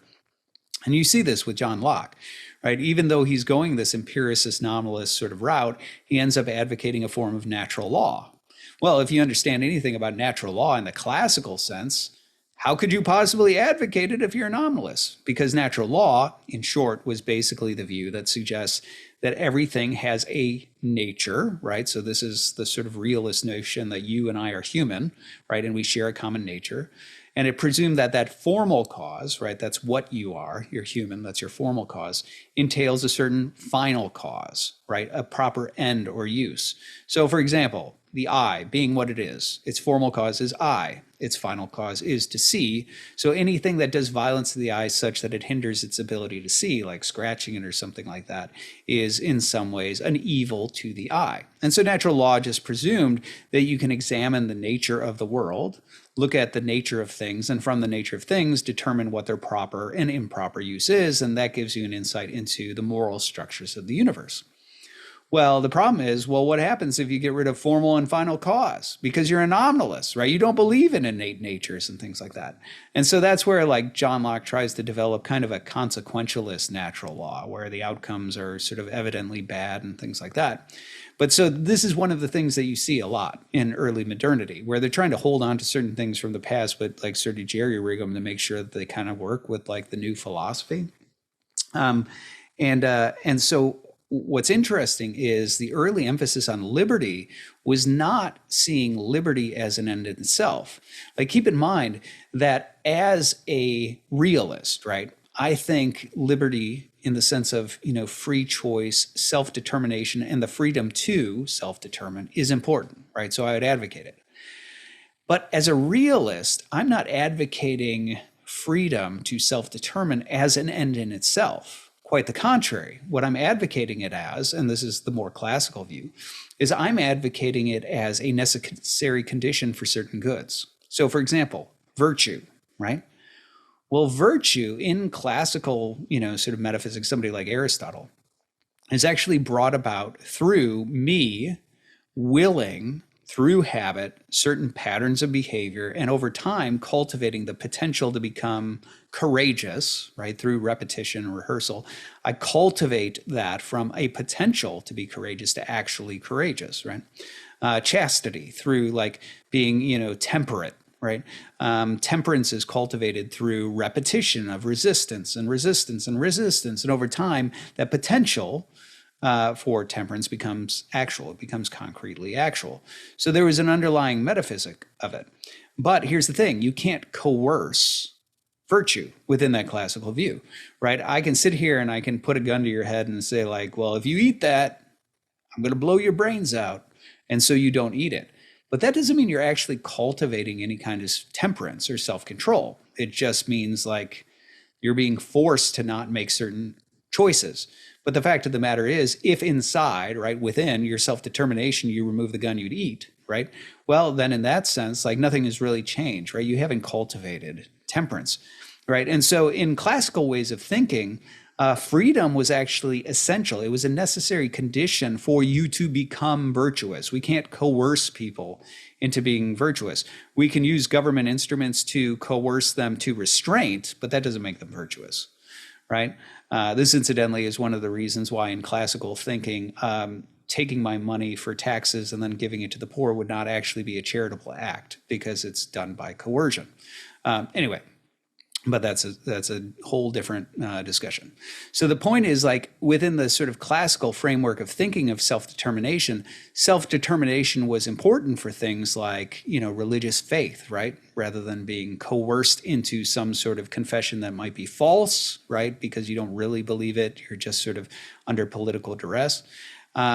You want the person to be free, to be persuaded by reason and their own choice in order to embrace this faith. With virtue, you want them to be free, to be able to, sort of through repetition and self-determination, become virtuous and things like that. And so what's interesting is liberty in more classical ways of thinking and in early sort of modern political philosophy, it was not an end in itself. It's not like that. That's a sort of later existentialist thing, right? It wasn't a good in itself. It was an instrumental means, right? Like I had a right to self-determine because it's part of my ontology. And if you want to go back and watch my episode on cultural appropriation, I talk about rights and the connection with ontology. But anyway, so like the fact that that is my nature, that I am a free being, means like I have a sort of innate right to self-determine. But that self-determination is not an end in itself, right? It is a necessary condition for bringing about certain goods like, religious faith or like virtue or something like that, or charity or any number of things.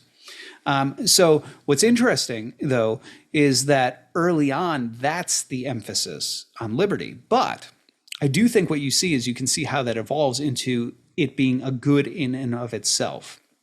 How? Well, the fact of the matter is, right, like when you're looking at empiricism and nominalism, right, one of the things that begins to happen is inevitably you have this challenge of how do we define good and evil, right and wrong, right? Because if we mean some sort of transcendent good, if we mean some sort of conformity to the nature of reality, right, we're in realist territory. So how do we, as empiricists who only believe in what you can, handle, right, taste, touch, smell, whatever, how do we get a sort of coherent way of talking about good and evil, right and wrong?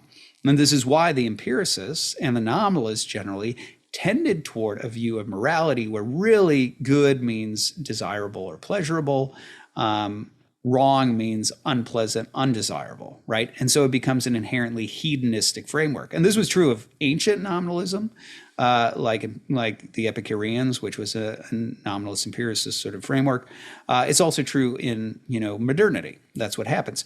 And that's why morality starts to move toward a certain form of utilitarianism, right? The idea where the question is an act is best or right, if it produces more, the greatest amount of pleasure and reduces pain, right? So the assessment of, acts according to their outcomes, right? According to how much pleasure they produce, how much pain they produce, that sort of thing became sort of a normative way for empiricists to think about morality. And with that, there emerged this hope, right? This hope that we might be able to quantify it, we might be able to develop an actual scientific calculus for it, and so on and so forth.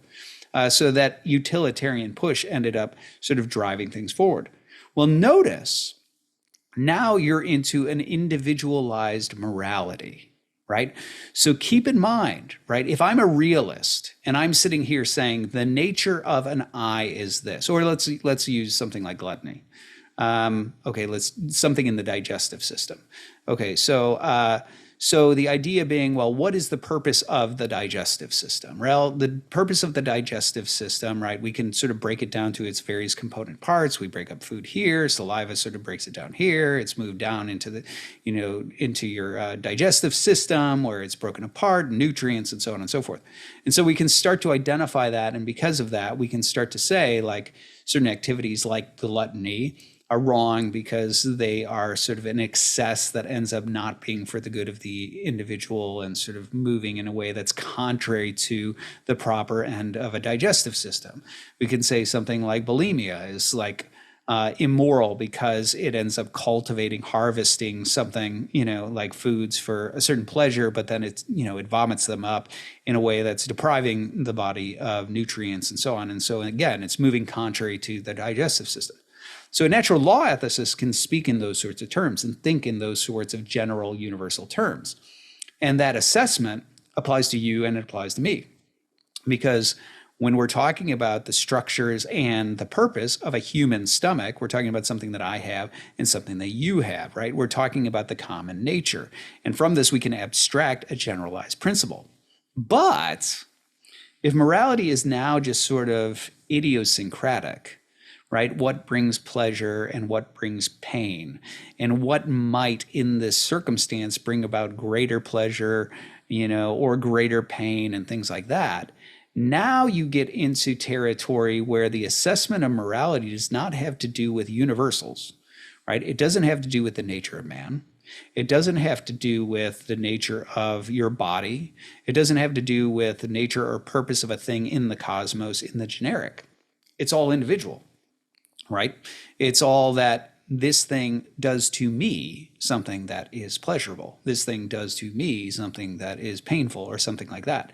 And now what happens is morality itself becomes highly individualized and unhinged from any sorts of generics, any sorts of common properties, any sorts of groups, right? And now morality becomes much more idiosyncratic, right? What does this thing do for me? Right? And so now we run into a problem, right? Whatever floats your boat, right? This is sort of the basis for early sort of, the sort of proto-libertarian type stuff where it's like, look, if that works for you, great. Doesn't work for me, right? If whatever floats your boat, that's not my sort of thing, kinks, all the rest. Like all of that sort of highly idiosyncratic stuff that says like, for me, right, this does this, desirable thing. And that thing is unpleasant and so on, you now start to have this sort of relativized morality. It's not fully relativized, right? Because you're not saying that, you're still acknowledging that there's such a thing as pleasure and pain, but the assessment is fully relativized because it has to do with just how does it affect me, and how it affects me might be idiosyncratic. Now, this is very, very interesting because this gets us into a more fundamental divide that's happening in the realist nominalist dispute that you're starting to see here in the sort of culture wars and in this type of discussion. The ancient world always recognized that there is some sort of tension in the world, right? That there's some sort of conflict, call it good and evil, right? We'll just call it that, right? That there's some sort of turmoil. We all sense it, right? We all recognize like that it seems like there's certain things in the world that are good and certain things in the world that are horrifying. Certain things in the world that we might call justice and fair, and other things that seem wildly unfair. We also feel it in ourselves, right? We have this thing in ourselves where we're inclined to do certain things. We see certain altruistic goods. There's certain things that we want to be, right? We want to be courageous. We want to be strong. We want to be this. But then those things often will run into conflict with other things, right? Certain desires that sort of are like, well, are you sure you want to be courageous, right? Are you sure you want to tell the truth? Is like being an upright, honest person really that valuable in comparison with what we could get if we lied, right? Is being chaste really that good? Because look at her, that looks better than being chaste, right? Like we have all these sorts of tensions in the world in us. And part of the question is, how do we interpret that? How do we make sense of the fact that the world seems to be at odds with itself? So that becomes kind of the question that's there. And it's interesting because there's only a few answers that are on the market. In ancient philosophy, you see this all the time, right? One of them is sort of a pantheistic type, a certain form of pantheism, and there are various forms of pantheism, but one that suggests that God is somehow beyond good and evil, right? So you actually see this in Heraclitus, if you're going to go really early, right? Where he talks about the fact that men, you and me, we call certain things good and evil because they're unpleasant, right? This is desirable, that's not desirable. I enjoy this, so it's good. I don't like that. That was not fun, right? That's bad, right? But he suggests that from the divine perspective, this perspective of the divine mind, the logos, what he calls it, it's all harmonious, right? It's all sort of doing what it's supposed to do. And that is one option, right? You're like, well, the tension is purely subjective. It's not real. The world is functioning exactly how it is. Another possibility was metaphysical dualism. And this was actually pretty popular in the ancient world. Metaphysical dualism basically suggested that there are two principles, right, at war with each other, right? There's a good principle and there's an evil principle, and they're in conflict and they're in struggle and they're in perpetual war, wrestling with each other. And so that is another possibility, right? And this would manifest in various ways. Sometimes it would manifest in the sense that there's actually believed to be gods, right, who, are good and evil and in conflict. Another is that sometimes it was identifying that there's a certain principle, right? So in Platonism, the soul being the principle of the good, right, Neoplatonism especially, where the soul is the thing that originates from God, right? But, matter is sort of this unstable second principle that inevitably is finite, and it's inevitably shifting, and it's inevitably flawed. And that's the thing that sort of gives turmoil to the world. And so you might see this in Gnosticism too, or Manichaeism, right? The Manichaeistic early cults, they believed that flesh is inherently evil and spirit is inherently good. So the turmoil in you and me has to do with the fact that we're two different principles conjoined to each other, two principles that are in conflict. And that's why we find ourselves to be in conflict. And then the third explanation is the Christian explanation, the Judeo-Christian explanation, which is that the world is created good, right? All things, matter, spirit, all of it is good, but something has gone awry and become twisted, right? And so you and I are sort of born into the world with all sorts of, distorted features of our anthropology. Some of those are evident, right? Somebody comes out and they're missing a limb, right? Where it's obvious that something, has gone wrong in the gestation process and that's missing, right? But the Judeo-Christian insistence is that's true of all of us, right? We all come into the world with distorted desires. We all come into the world where, our lower animal passions have greater sway over the rational mind than they should, right? And so in this sense, the idea is that there's nothing evil about the flesh or about matter. It's just that it's gotten twisted in the process of formation. And so like having been twisted, and in the narrative, as you know, it's Adam and Eve who twist our human nature, and then that's passed on to us. The twisting of our own nature is the reason we find ourselves in this sort of inner conflict. And then for that reason, we and other free beings end up sort of putting out into the world injustice, unfairness, things that go wrong and so on. But ultimately, God is working to heal and correct it in order to put the world back right. Okay, now, why do I bring this up? Right. Well, I bring this up because the contemporary philosophy, right, the highly individualized philosophy of today, actually also is wrestling with that. But what's interesting is that in the contemporary philosophy, there is more and more and more with the individual, this push toward the idea that the problem is not in here, it's out there. So in trans, right, the explanation of that is not that there are two principles in conflict, right, like matter and spirit, or even that there are two warring gods or anything like that, nor is it a suggestion that that the human person is somehow twisted and there are corruptions at work in the person as a result of our sort of distorted human nature. Instead, the explanation is it's all of you out there, right? That what's going on in here, I'm accepting that everything that's going on in here, me as the individual, is perfectly fine, right? That it's perfectly good and appropriate, right? And should be celebrated. But the problem is that you folks out there are not playing along. So now, how does this naturally unfold, right? This naturally unfolds actually from everything that was just said, right? Keep in mind that what's going on is that if I am sort of an empiricist nominalist who then ends up in a utilitarian ethic, the answer is there really are no normative claims that can be stated, right? There are no normative moral claims concerning sexuality, concerning identity, concerning, a well-formed or malformed body, right? So here's your ableism stuff, right? Regarding certain roles in family or in culture, or even, certain social mores or whatever it may be, right? Like all of those things go out the window. They might be sort of some of them might have a certain utility. Some of them might be descriptively accurate of how a culture tends to view things. But in reality, morality is really just reducible to me as the individual. And so at the end of the day, if morality has to do with enhancing pleasure and minimizing pain and things like that, then looking inside and seeing idiosyncrasies becomes a very different endeavor in this sort of framework than it would be in classical thinking, right? So in classical thinking, the presumption was, that I can have desires that are distorted, right?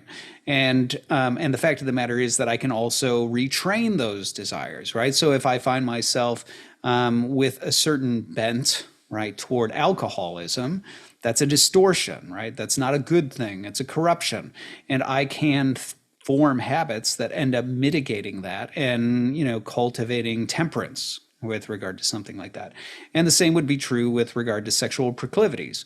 If you're sort of not chaste and you're a heterosexual, right, you can sort of cultivate chastity, right?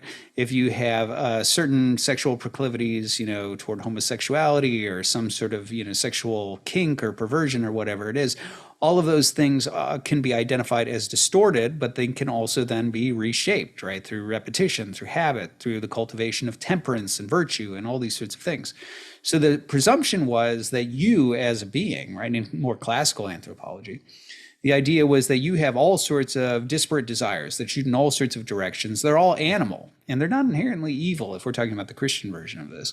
They're just animal, right? Animals just want whatever seems good to them, right? Food, sex, sleep, whatever it is. But the thing is that you, unlike an irrational animal, have a rational mind, right? You have a rational spirit that's able to look into the world, identify the structures of things, understand the nature of things, understand their proper use, and then assess whether or not those disparate desires are good or bad. And the idea is that you take the good ones and you're like, oh, those are appropriate and those are directed at the right time and the right place and the right measure. And any place where they're distorted or they're off or, they're bent, right? You've got to, through repetition, retrain those, right? And so it was a pliable view of anthropology, right? The idea that I am filled with potentialities, right? And I have the ability through self-determination to shape myself. And I have a duty as a rational being to discern the nature of the world, understand the nature of morality, and make sure that that self-determination shapes me in a way that conforms with what is good, right? And the proper order of nature and so on. But in the contemporary view, where all that good and evil referred to is, pleasure and pain, you get a very different dynamic, right? Because whatever is going on in here, right, whatever desires may be bouncing around or whatever, they're not inherently good or bad, right or wrong, because we're not dealing in a sort of realist framework where there are universal principles of morality and universal principles of proper order and a universal human nature that ought to be shaped in a certain way. Everything becomes idiosyncratic, individual, and unique. And so as a result, why should I try to reshape certain desires? That's actually a very painful process. Why should I try to resist certain desires? That's a painful process. Why don't I instead try to satisfy and feed those desires? Now, one of the things that naturally emerges is conscience, right? And so oftentimes when people begin to just say, well, I'm going to feed every desire, and I'm going to start to actually go ahead and just lean into my own sort of bent disposition, my own natural bents. From a Christian perspective, none of it's natural, right? It's all distorted. But I sort of lean into my idiosyncratic, inclinations, dispositions, desires, whatever it is. I oftentimes find myself feeling guilty. So now I run into this tension, right? The act itself is pleasurable for me when I satisfy that, but that brings about some sort of sense of conscience. It might bring about social judgment. It might bring about, moral condemnation. It might bring about ostracization, whatever else. So what's interesting is rather than looking at that inner conflict and doing what, more traditional anthropology would have done and said, well, maybe you feel guilty for a reason. Maybe this is a thing. Maybe this is a desire that is bent and conscience is telling you that it's bent and you should sort of unbend it. You should address it. You should resist it. You should reorient it and so on. Instead, the explanation is there's nothing wrong with the idiosyncratic inclinations. Like all of this is what it is. And I should be free to just indulge and sort of satisfy those desires. The problem is all of you out there. The problem is that there are religious institutions that are telling me and people around me that what I'm doing is wrong, right? And that makes me feel bad, right? And it pricks my conscience, and it makes and it creates, and then it produces religious people out there who are telling me that I'm doing wrong, and that hurts my feelings, and it pricks my conscience and makes me feel not good about it, and I don't like it, and it has social consequences where I end up ostracized for certain places or judged in certain ways that I don't like, and so on. But if none of you people thought that, right? Like if there wasn't this religion, or if this religion was just like more accepting of me, then I wouldn't feel that way, right? And that sort of becomes the explanation. So what is the enemy, right? The enemy here is not actually the flesh, right? Like if we were a Manichaeist and we thought matter is evil, it wouldn't be that. The enemy would not be a second principle of matter if we're Platonists and we're thinking we need to be able to sort of like escape and transcend the material realm and return to the world of the forms. The problem is not even in the Christian sense that I have somehow inherited a distorted and crippled nature that is in need of healing. Instead, the answer is there's nothing wrong with me. The problem is that there are intolerant social structures. Right.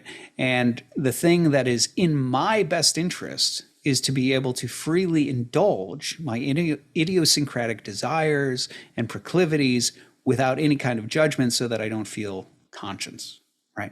And that's one of the reasons why so much of what you see in wokeness is a celebration and a normalization of every idiosyncratic thing. Every idiosyncratic proclivity and desire and so on. Why? Well, because that's just what floats that person's boat, right? Morality is reduced to like, pleasure and pain. And so the sort of fantasy, right, is that somehow if we could have a society that would accept and celebrate all things and get rid of all this judgment and all these sorts of moral suggestions and get rid of all that sort of stuff, then what would happen is every person would be free to indulge and celebrate their idiosyncratic desires without getting the prick of conscience and the pain that comes from, the consequences of it, right? If we could do that, then we would be sort of reaching for utopia. So that's rather interesting, right? So this is where what happens is liberty becomes an end in itself, right? Why? Well, the liberty in this sense morphs from free self-determination as a means by which to become, say, virtuous or pious, or faithful or whatever it is, or become rational and being persuaded by truths of reason. Instead, now liberty is a critical feature of I need to be free to indulge whatever is in here without judgment, without condemnation, without the pains of conscience, without the pains of culture, right? Like that's what needs to happen.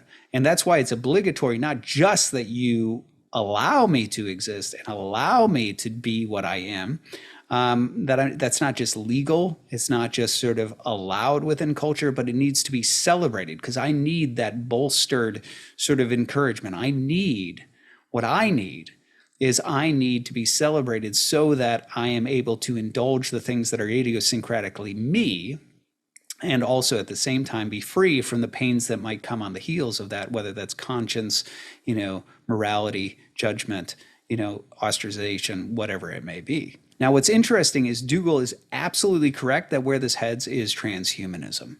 Because I think what you ultimately begin to see is that even when a person wants to sort of cast off certain fetters, right, certain restrictions.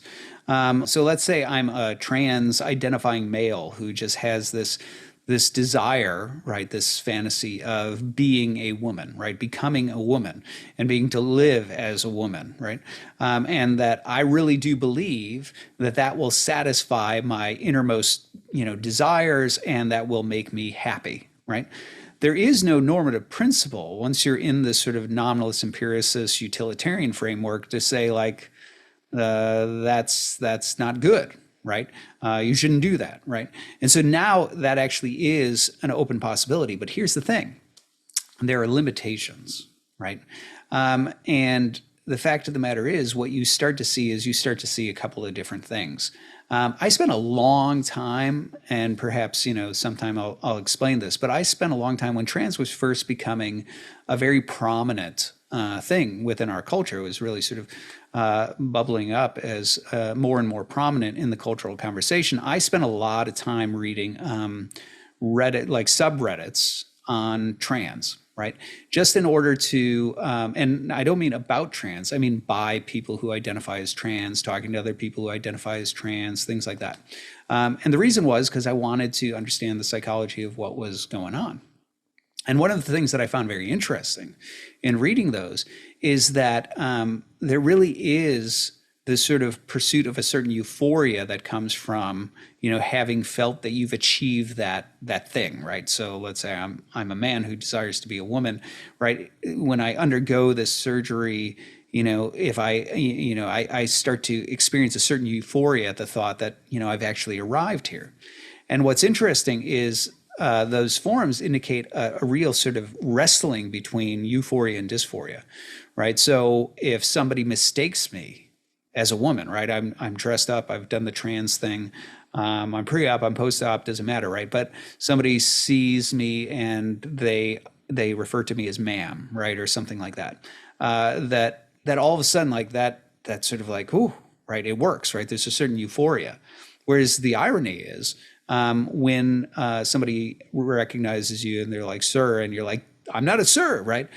That induces dysphoria, right? And so this is actually part of the wrestling match with trans. It's one of the reasons why there's such a deep concern for other people sort of using their pronouns and sort of like playing along, even if you can see through, the fact that they're trans, right? Even if you can see what their biological, sex is. The reason they want you to participate in it is because there is this euphoria, dysphoria wrestling that starts to happen. And this is one of the reasons why it's so important for trans identifying folks, why it's so important to them that you participate, right? That you use their pronouns and so on. Because, there is something euphoric about being mistaken for the desired, sex. There's something euphoric about somebody not knowing that you were born a different sex and thinking, that you pass, right? That sort of thing. And at the same time, if somebody like sees you and they recognize your, biological sex and they're like, sir, the reason that's so offensive and upsetting, it's really about the dysphoria that induces, right? It demonstrates, it tells me that I don't pass, right? Now, the reason I bring this up is because what's interesting is oftentimes in the sort of subreddit forums about these sorts of things, one of the things that you'll notice is that it doesn't have to be a person who breaks the illusion. Sometimes it's the mirror. And so a lot of trans folks like run into dysphoria when they look in the mirror and it's like, my shoulders are still mannish, right? Or my hips are not female enough. And yet on the contrast, if they look in the mirror and they're like, hey, like I'm starting to pass, right? There's something euphoric about that. And so the reason I bring that up is because ultimately, when you're starting to indulge every individual desire that any person might come out of the womb with, right? You open the door to things that reality simply cannot accommodate, right? And in this sense, what's interesting is the real enemy for this absolute freedom, for this individual-driven, individual-centered idiosyncratic philosophy. The real enemy is reality. Because reality is the one, it's the first and the initial oppressor, right? It's the one that didn't ask me whether or not I want to exist. It's the one that determined my sex, right? It's the one who gave me all sorts of idiosyncrasies, like how tall I am and how big of a nose or small of a nose I have, and, like all the rest of these sorts of things, right? And so what happens is when freedom and self-determination, in this sort of unhinged idiosyncratic sense, right? It's not hinged to self-determination toward, a proper orientation toward nature, right? It's when it's not self-determination toward virtue or toward piety, but it's just self-determination, right? Whatever it is that I desire to do is what I ought to be able to do. Now the thing that stands in the way of fulfilling my desires is reality. So, and this is where you get, you can chuckle if you're like, I don't know, man, right? Like furry fandom, whatever. Like the fact of the matter is you have more and more people who are like, well, I don't want to identify as human, right? I want to be a cat, right? Or even people doing stuff like, I want to be a demon, right? I want to, it's not just like that I'm a man who wants to be a woman. And candidly, I'm just based on what I've read in the trans forums, many trans people wish they had a magic wand where it's like, well, the operations, the hormones, those sorts of things, they get you so far, but they would really like to be able to do a more, thorough transformation where they really are a woman, right? Something like that. And so in this sense, reality becomes the enemy, right? Reality becomes the oppressor who stands in the way of the sorts of fantasies that I have. And so ultimately, I think this is where inevitably what happens is it's driven toward transhumanism. And incidentally, this isn't speculation. All right. The fact of the matter is that if you follow the money that has largely driven forward the trans movement, you can find that it is traceable to people who are explicitly transhumanists. I'll link here to an interview where a gal goes through some of those financing sources, and you can track down the sources yourself. I have. So anyway, but the point is to say this, like at the end of the day, where this ultimately has to land, if it really is that I should be free to be able to do whatever it is I desire, no matter what, right? And every fantasy, every desire, every self-determination, whatever might make me happy is a thing I should be able to fulfill. Ultimately, at the end of the day, there will always be another boundary line to be crossed. And this is where the push toward virtual reality, this is where the push toward transhumanism, where I should be able to determine, right, what sort of world I'm in, what sort of rules of that world, what the rules of that world are, right? What sort of species I am, what I'm like, and I should be able to change it on a whim. I shouldn't even be stuck in it and so on. That ultimately is where this lands. Now, the reason I think that's really informative is because if you understand that that's the end point of this, once you trace it to its logical conclusion, that's where it lands, I think you can finally diagnose what the root of nominalist empiricism is. And the answer is it's demonic. And I'm absolutely serious about that. So I had always, whenever I'd heard the story of the Christian narrative, right, that God creates these angels that are good, and somehow there is an angelic rebellion meant to overthrow God, it always struck me as insane. It always struck me as total madness. Because if you understand metaphysics, and I don't know how much of metaphysics angels understand, but if you understand metaphysics, these are contingent beings, right? And what are they contingent upon? They're contingent upon God. And I don't just mean they're contingent upon God at the initial creation. I mean, if you understand like Aristotle's cosmological argument as contingent beings, at every moment, God is the one who's upholding their existence and giving them the capacity to move and to be and to act. So in what sense could anybody think that they might win a rebellion of that kind? It's like taking a hatchet and hacking away at the legs of the chair that you're standing on. It's total madness. Where could this how could you possibly think this would end well? And yet, the very specific madness that it represents is a war against reality. The madness that's there is to say that even though reality is this way, and I am beholden to reality, I am going to try to attack, rebel, and defy reality and cast it off. That's the heart of the demonic rebellion. And candidly, that's the spirit of this nominalist, empiricist, individualist drive that ultimately goes toward transhumanism. At that point, the mask comes off, and what you see is what it really is, which is it is a demonic spirit that says reality is the enemy. And in this way, I really do think the fork in the road that's currently before us is not just realism and nominalism. I made that clear in my podcast on the most important question. I think the real divide you see here, what this ultimately comes down to is a question of this. Is reality our friend, or is reality the original enemy? One group recognizes that we are beings born into reality that has a certain structure, and there is no violating that structure. It is what it is. And the road to happiness, the road to well-being, the road to flourishing, whatever term you want to use, is that you can look into reality, start to discern its structures and try to understand it. And then by understanding it, you can understand your place in it, and you can begin to conform to it. And only by conforming to it and sort of playing that part that you have to play within reality will you ever really find wholeness and happiness and well-being. And the other side says, reality has no innate structures. Reality and the structures that we talk about are mental inventions, and we can and indeed should cast those off and form a rebellion where we get to reshape reality however we see fit, and we will be gods. And in that sense, that alternative road is ultimately the cry of the demonic. And I think that's the real divide. So there you go.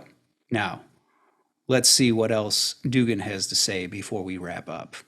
So what you're describing is clearly happening, and it's horrifying.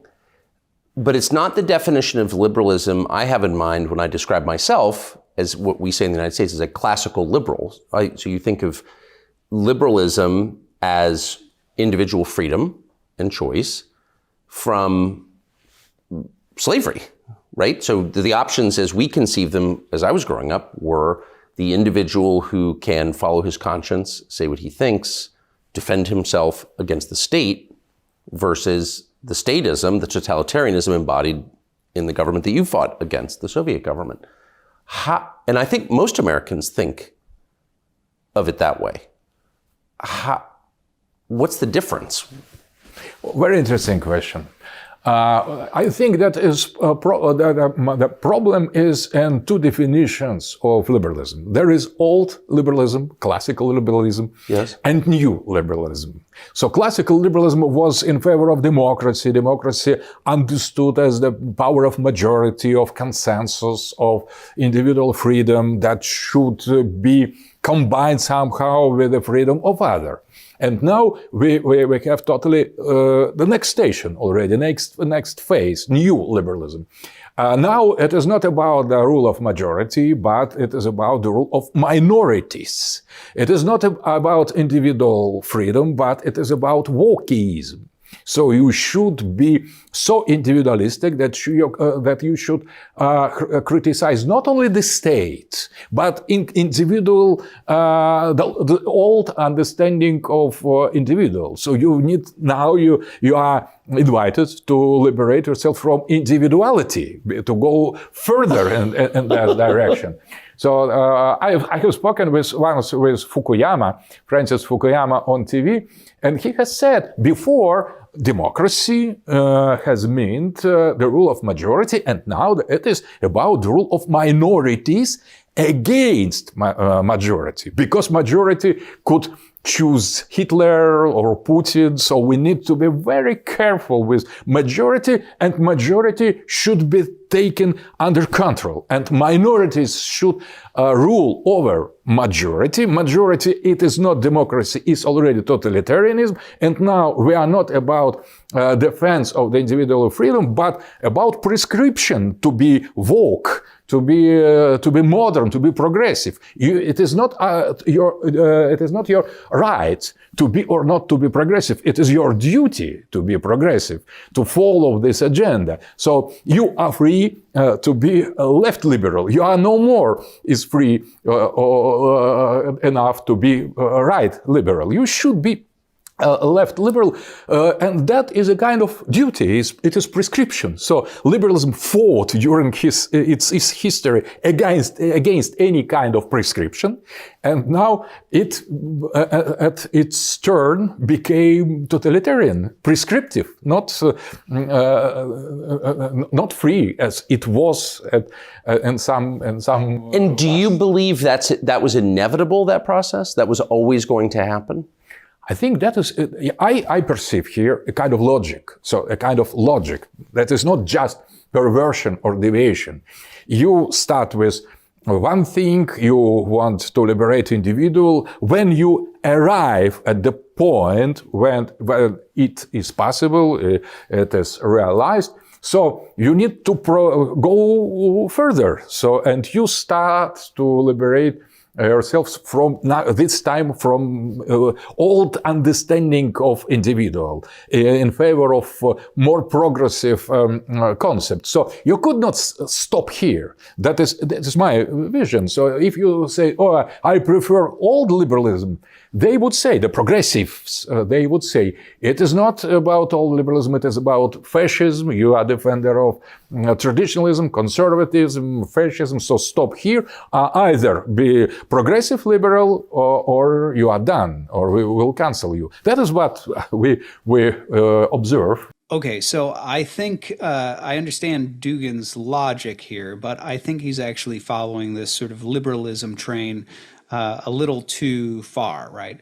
I would that all peoples were so logical as this, that you just follow it through to its logical conclusion, right?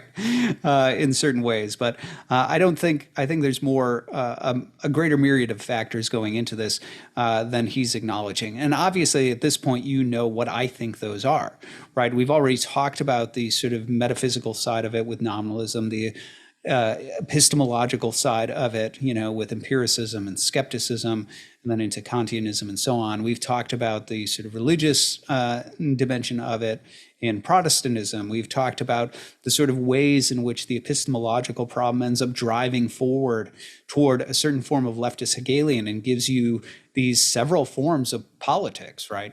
Communism, fascism, and even wokeism, right? The underlying roots of wokeism with the subversive will to power that's there, which I think is just sort of a different version of fascism because it is inherently Nietzschean in nature. So you have that. And then ultimately, though, I think when you're talking about this sort of logical trajectory of the whole thing, I think it's on the moral individualism side where you start to get this progression toward a celebration of not just tolerance of, but celebration of anyone's idiosyncratic, sexual proclivities. And not just sexual proclivities, right? Any sorts of desires they might have. And so here at the end of the day, I don't think this is just a working out of an emphasis on the individual. I think it ultimately is at root the very thing that I had just said, which the question is whether or not the world out there has a structure to which we are beholden or whether it does not. And that really is the realist-nominalist divide. The realist says that the very reason that you and I look out into the world and we apprehend certain structures, we abstract certain structures, we see those things is because they are real. And there's no changing those structures. They don't originate with us. They're not fictions of the mind, right? They are out there as part of the fabric of the world into which we are woven. And so the path forward, right, the path to discern the good and understand our role in the world, into the good life, into well-being and so on, is actually to play nice with reality. to discern the structures of reality, discern my place within it, to discern what reality says is good and bad, right and wrong, and then to move in harmony with it, to conform myself to reality, not as an oppressor, but as the one that is telling me the road to my own good and to happiness and to flourishing. And obviously also when realism is paired with theism, ultimately that main gift, right? The gifter is God, right? That reality itself extends from and is an expression and articulation of the wisdom of God. And this is part of God's fatherly care, right? This is part of God's wisdom and kindness and goodness and justice and the rest to invite me into this process of myself being transformed and conformed to the order of nature so that I might flourish and experience beatitude, so that I might experience happiness, right? So that I might experience well-being. So that's the realist vision. And on the other side is exactly what I said, where the main oppressor is reality itself. Right? So the idea being that none of the structures that we think are out there in reality are really out there. All of those structures are in here. They're mental, right? There's something that we impose on the world. And for that reason, we are able to modify them. They are ultimately pliable. There's rules to a game that we invented and put out there. And for that reason, all the social rules, all the moral rules, all the ontological rules, all those sorts of things are things that are subject to our control. We are gods, right? And so for that reason, we can remake reality how we see fit. And there's nothing and no one out there to tell us otherwise. Ultimately, we are the ones who can determine what is in our best interest. We can determine what it is that we want, what is the good we wish for, what is the good that we desire. And if we can come up with a way to make that happen, whether it's through cultural change or it's through surgeries or it's through virtual reality or whatever, ultimately, we have a right to do that. Why? Because reality is subject to us, not the other way around. And that, I think, is the real divide that's going on that Alexander Dugin is trying to diagnose. Let's get one final word from him here. Well, it's certainly what we're living, and to see self-described liberals ban your book, which is not a manual for bomb making or invading Ukraine. It's these are philosophical works, tells you that it's not, of course, it's not liberal in any sense. I wonder though, when you reach the point when the individual can no longer liberate himself from anything, when he's just not even human, what's the next step after that?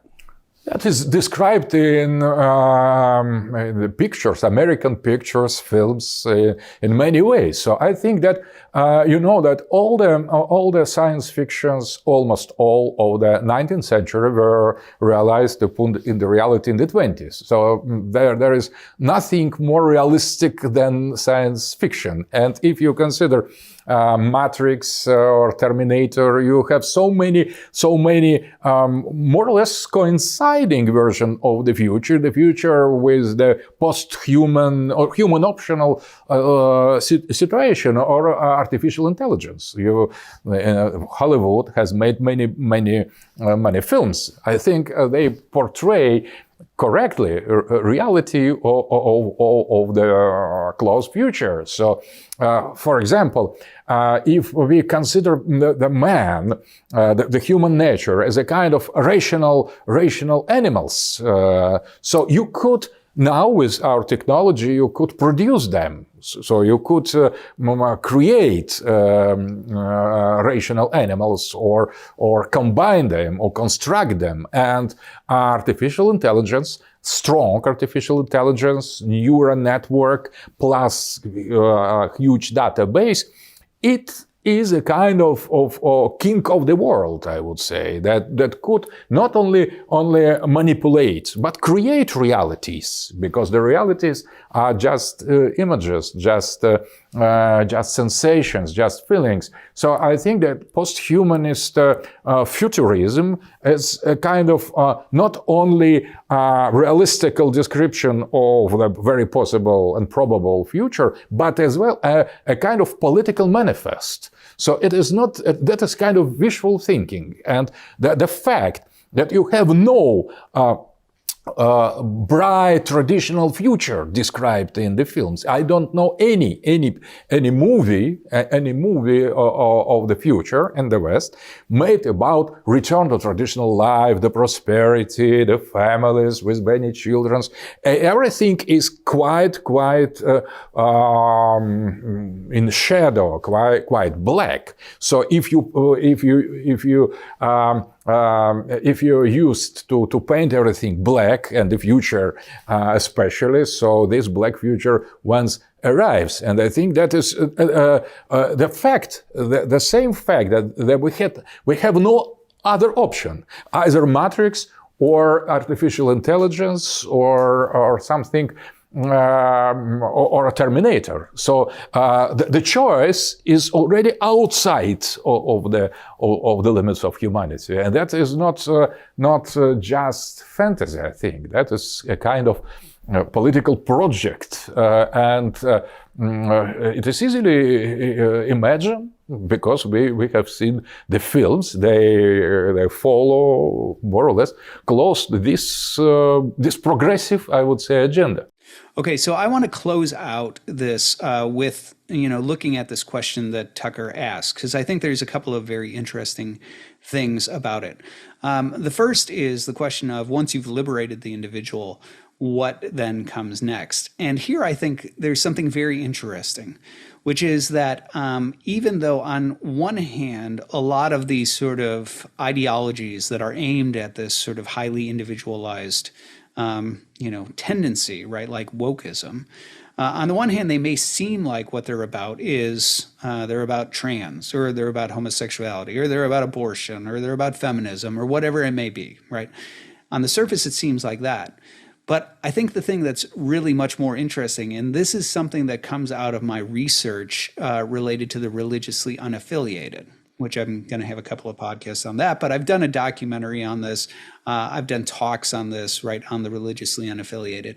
And one of the things that I noticed when looking into that, and I'm not the only one who has, pointed this out, right? You have researchers like sociologists like Clay Rutledge and others who have noticed this as well. But what's interesting is that so many of the folks, when they abandon religion, they start to move initially toward the occult. And then when they grow disillusioned with the occult, they move into sort of political activism. And why is that? What's interesting, and this was the focus of Rutledge's research, right, is the sort of pursuit of meaning. And so what's interesting is that for many, even though they may be talking about trans, or they may be talking about homosexuality, or they may be talking about feminism, or talking about abortion, the real thing that's driving that is a pursuit of meaning. And the idea that they might be able to advocate for justice, right, provides purpose and meaning.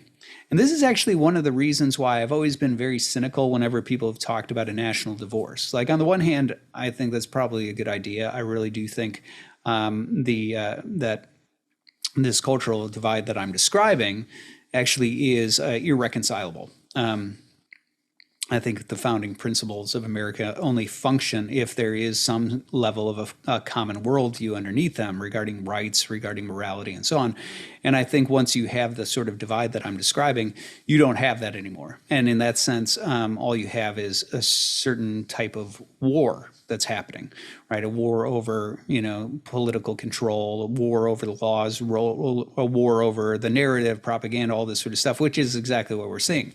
And so I really do think it would be lovely to actually have a national divorce where people can begin to start to coalesce around common worldviews and then build political systems on the backs of those, and so on and so forth. But here's why I've always been cynical about that actually functionally working. The reason is that the woke ideology is actually, it's sort of the modern form of witch hunting. And what I mean by this is that it gains purpose from it's like smelling out, right? Like, where are the witches, right? Who are the folks who are not woke enough? Who has said something offensive? Who is, this phobic or that phobic or whatever, right? So that we can protest, so that we can cancel, so that we can sort of, march in the streets, whatever it is. And in this sense, a national divorce would really be proposing something like, hey, witch hunters, do you mind if the witches go over here and they have their own, place, and you guys are over here, and you have your place? And I think the fact of the matter is, true witch hunters, they derive purpose from hunting witches. There is no way they'd let those witches go. And I think this is one of the reasons why you actually see in leftist ideologies, there's a tendency where there's always a contracting circle, right? It starts out over here where there's certain principles in place, leftist principles in place, but eventually those needs to be revised, and they contract. And now there are people who were on the inside who are on the outside. Actually, if you're familiar with Solzhenitsyn, right? He was a communist, and then he ended up in in the work camps.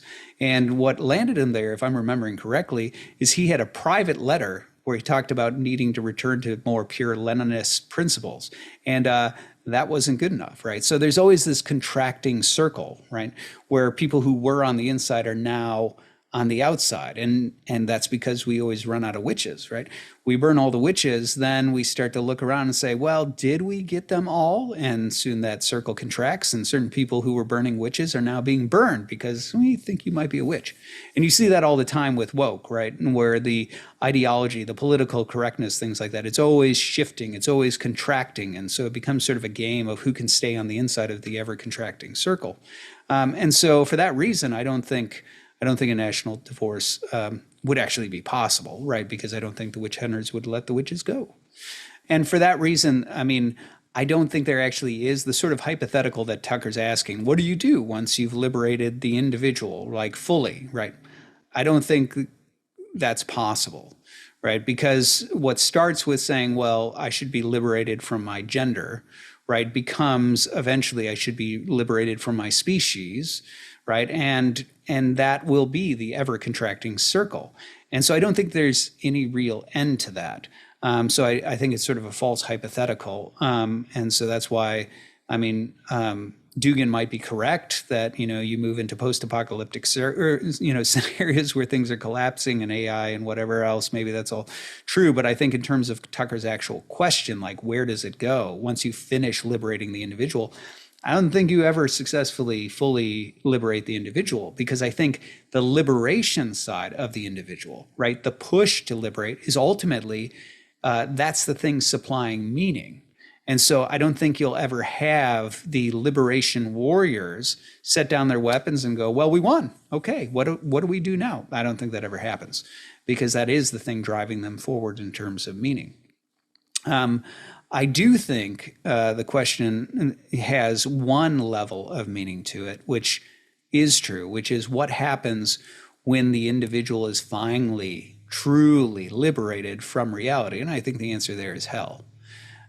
So you actually see this in Maximus the Confessor, where he talks about this sort of ever-retreating nature of being. And you see a little bit of that in C.S. Lewis's Space Trilogy. If you don't know the Space Trilogy, there's, it's an excellent, trilogy by C.S. Lewis. I think one of the best things he's ever written. And the second book, Paralandra, there's this one point where there's this scientist who is wicked, right? We've met him in the first book. And he ends up on that planet, but he's demon possessed. And what's interesting is the demon's the one kind of using like the scientist as a human suit, right? And Lewis describes it wonderfully, like where it's like kind of looking at him and his eyes aren't lining up because it's sort of, zombie-like, right? Where there's something else sort of using that, puppeting that. But every now and then Lewis will talk about the individual, right? The scientist, hearing the scientist sort of like cry out from inside of him, right? And Lewis goes off on this little tangent, imagining like, sort of what happens when the individual sort of continues to retreat from reality, right? When they begin to erode and die, right? Because this is the way in classical metaphysics this is thought about: to move into reality, to move into being, to move toward God, to participate in reality, to cooperate, to become those things like virtuous and pious and all the rest, is actually to become in some way more real, right? There's a greater fullness of being, well-being, right? And yet to retreat and rebel against reality is actually to begin to erode and to become corrupt. It is a type of retreat out of being into an ever distorted reality, generation and corruption. That's the sort of way that was conceived in classical metaphysics. And Lewis tries to illustrate this in his book, The Great Divorce, as well, right? Where in that book, you have people who are in hell, in this sort of shadowy place, that end up going to heaven to talk to people who are there. And when the shadowy people from hell get to heaven, they are transparent, right? They're just sort of inky shadow type things, and the grass penetrates their feet because the grass is more real than them, right? Whereas the people who are in heaven are more substantive, right? Lewis is again giving that sort of like fullness of being versus retreat into non-being type thing. And he talks about that in Paralandra, where he's sort of contemplating what happens to a consciousness, right? To a mind that is sort of retreating out into that sort of ever growing, sort of that abyss of non-being, retreating away from being. What happens, right? And I think the thing is, like, ultimately, whatever that means, it probably is an extreme form of madness, right? At some point, the shedding and the retreat and the rejection of the individual, of my species, of reality, all these sort of things, has to at some point also shed reason, rationality, and sanity, right? And in this sense, it has to become an ever more broken and distorted mind that hardly even bears any resemblance to mind. So I think the answer is that the individual, in its perpetual retreat, retreats to an ever fleeting, diminishing state of non-being. Like, that's probably the answer, Tucker, right? If you're talking about what happens when you've been liberated from the individual, that's what's left, sort of the death rattle of a being that is hardly even a being anymore, right? That's where it ends. And we call that hell. Now, as for the future, I'm not going to make any predictions regarding, Terminator and the rise of the machines, or an AI antichrist, or, any sort of stuff like that. But what I will say is, as an Eastern Orthodox Christian, I do believe that where it ultimately ends is that at the end of the day, reality wins, right? That at the end of the day, Christ will return. All things will be restored. And eventually, all things will be brought out of this distorted, corrupt state and into conformity with reality. And we'll finally be able to see and to fully enjoy reality as it was made to be. I'm Nathan Jacobs, and this is the Nathan Jacobs Podcast. Hey, everybody. Thanks for watching. Thanks for listening. If you haven't done so already, please go ahead and follow, subscribe, hit like if that's an option on whatever you're listening to. All that sort of stuff really helps us out here. So I greatly appreciate your support. And until next time, I'm Nathan Jacobs, and this is the Nathan Jacobs Podcast.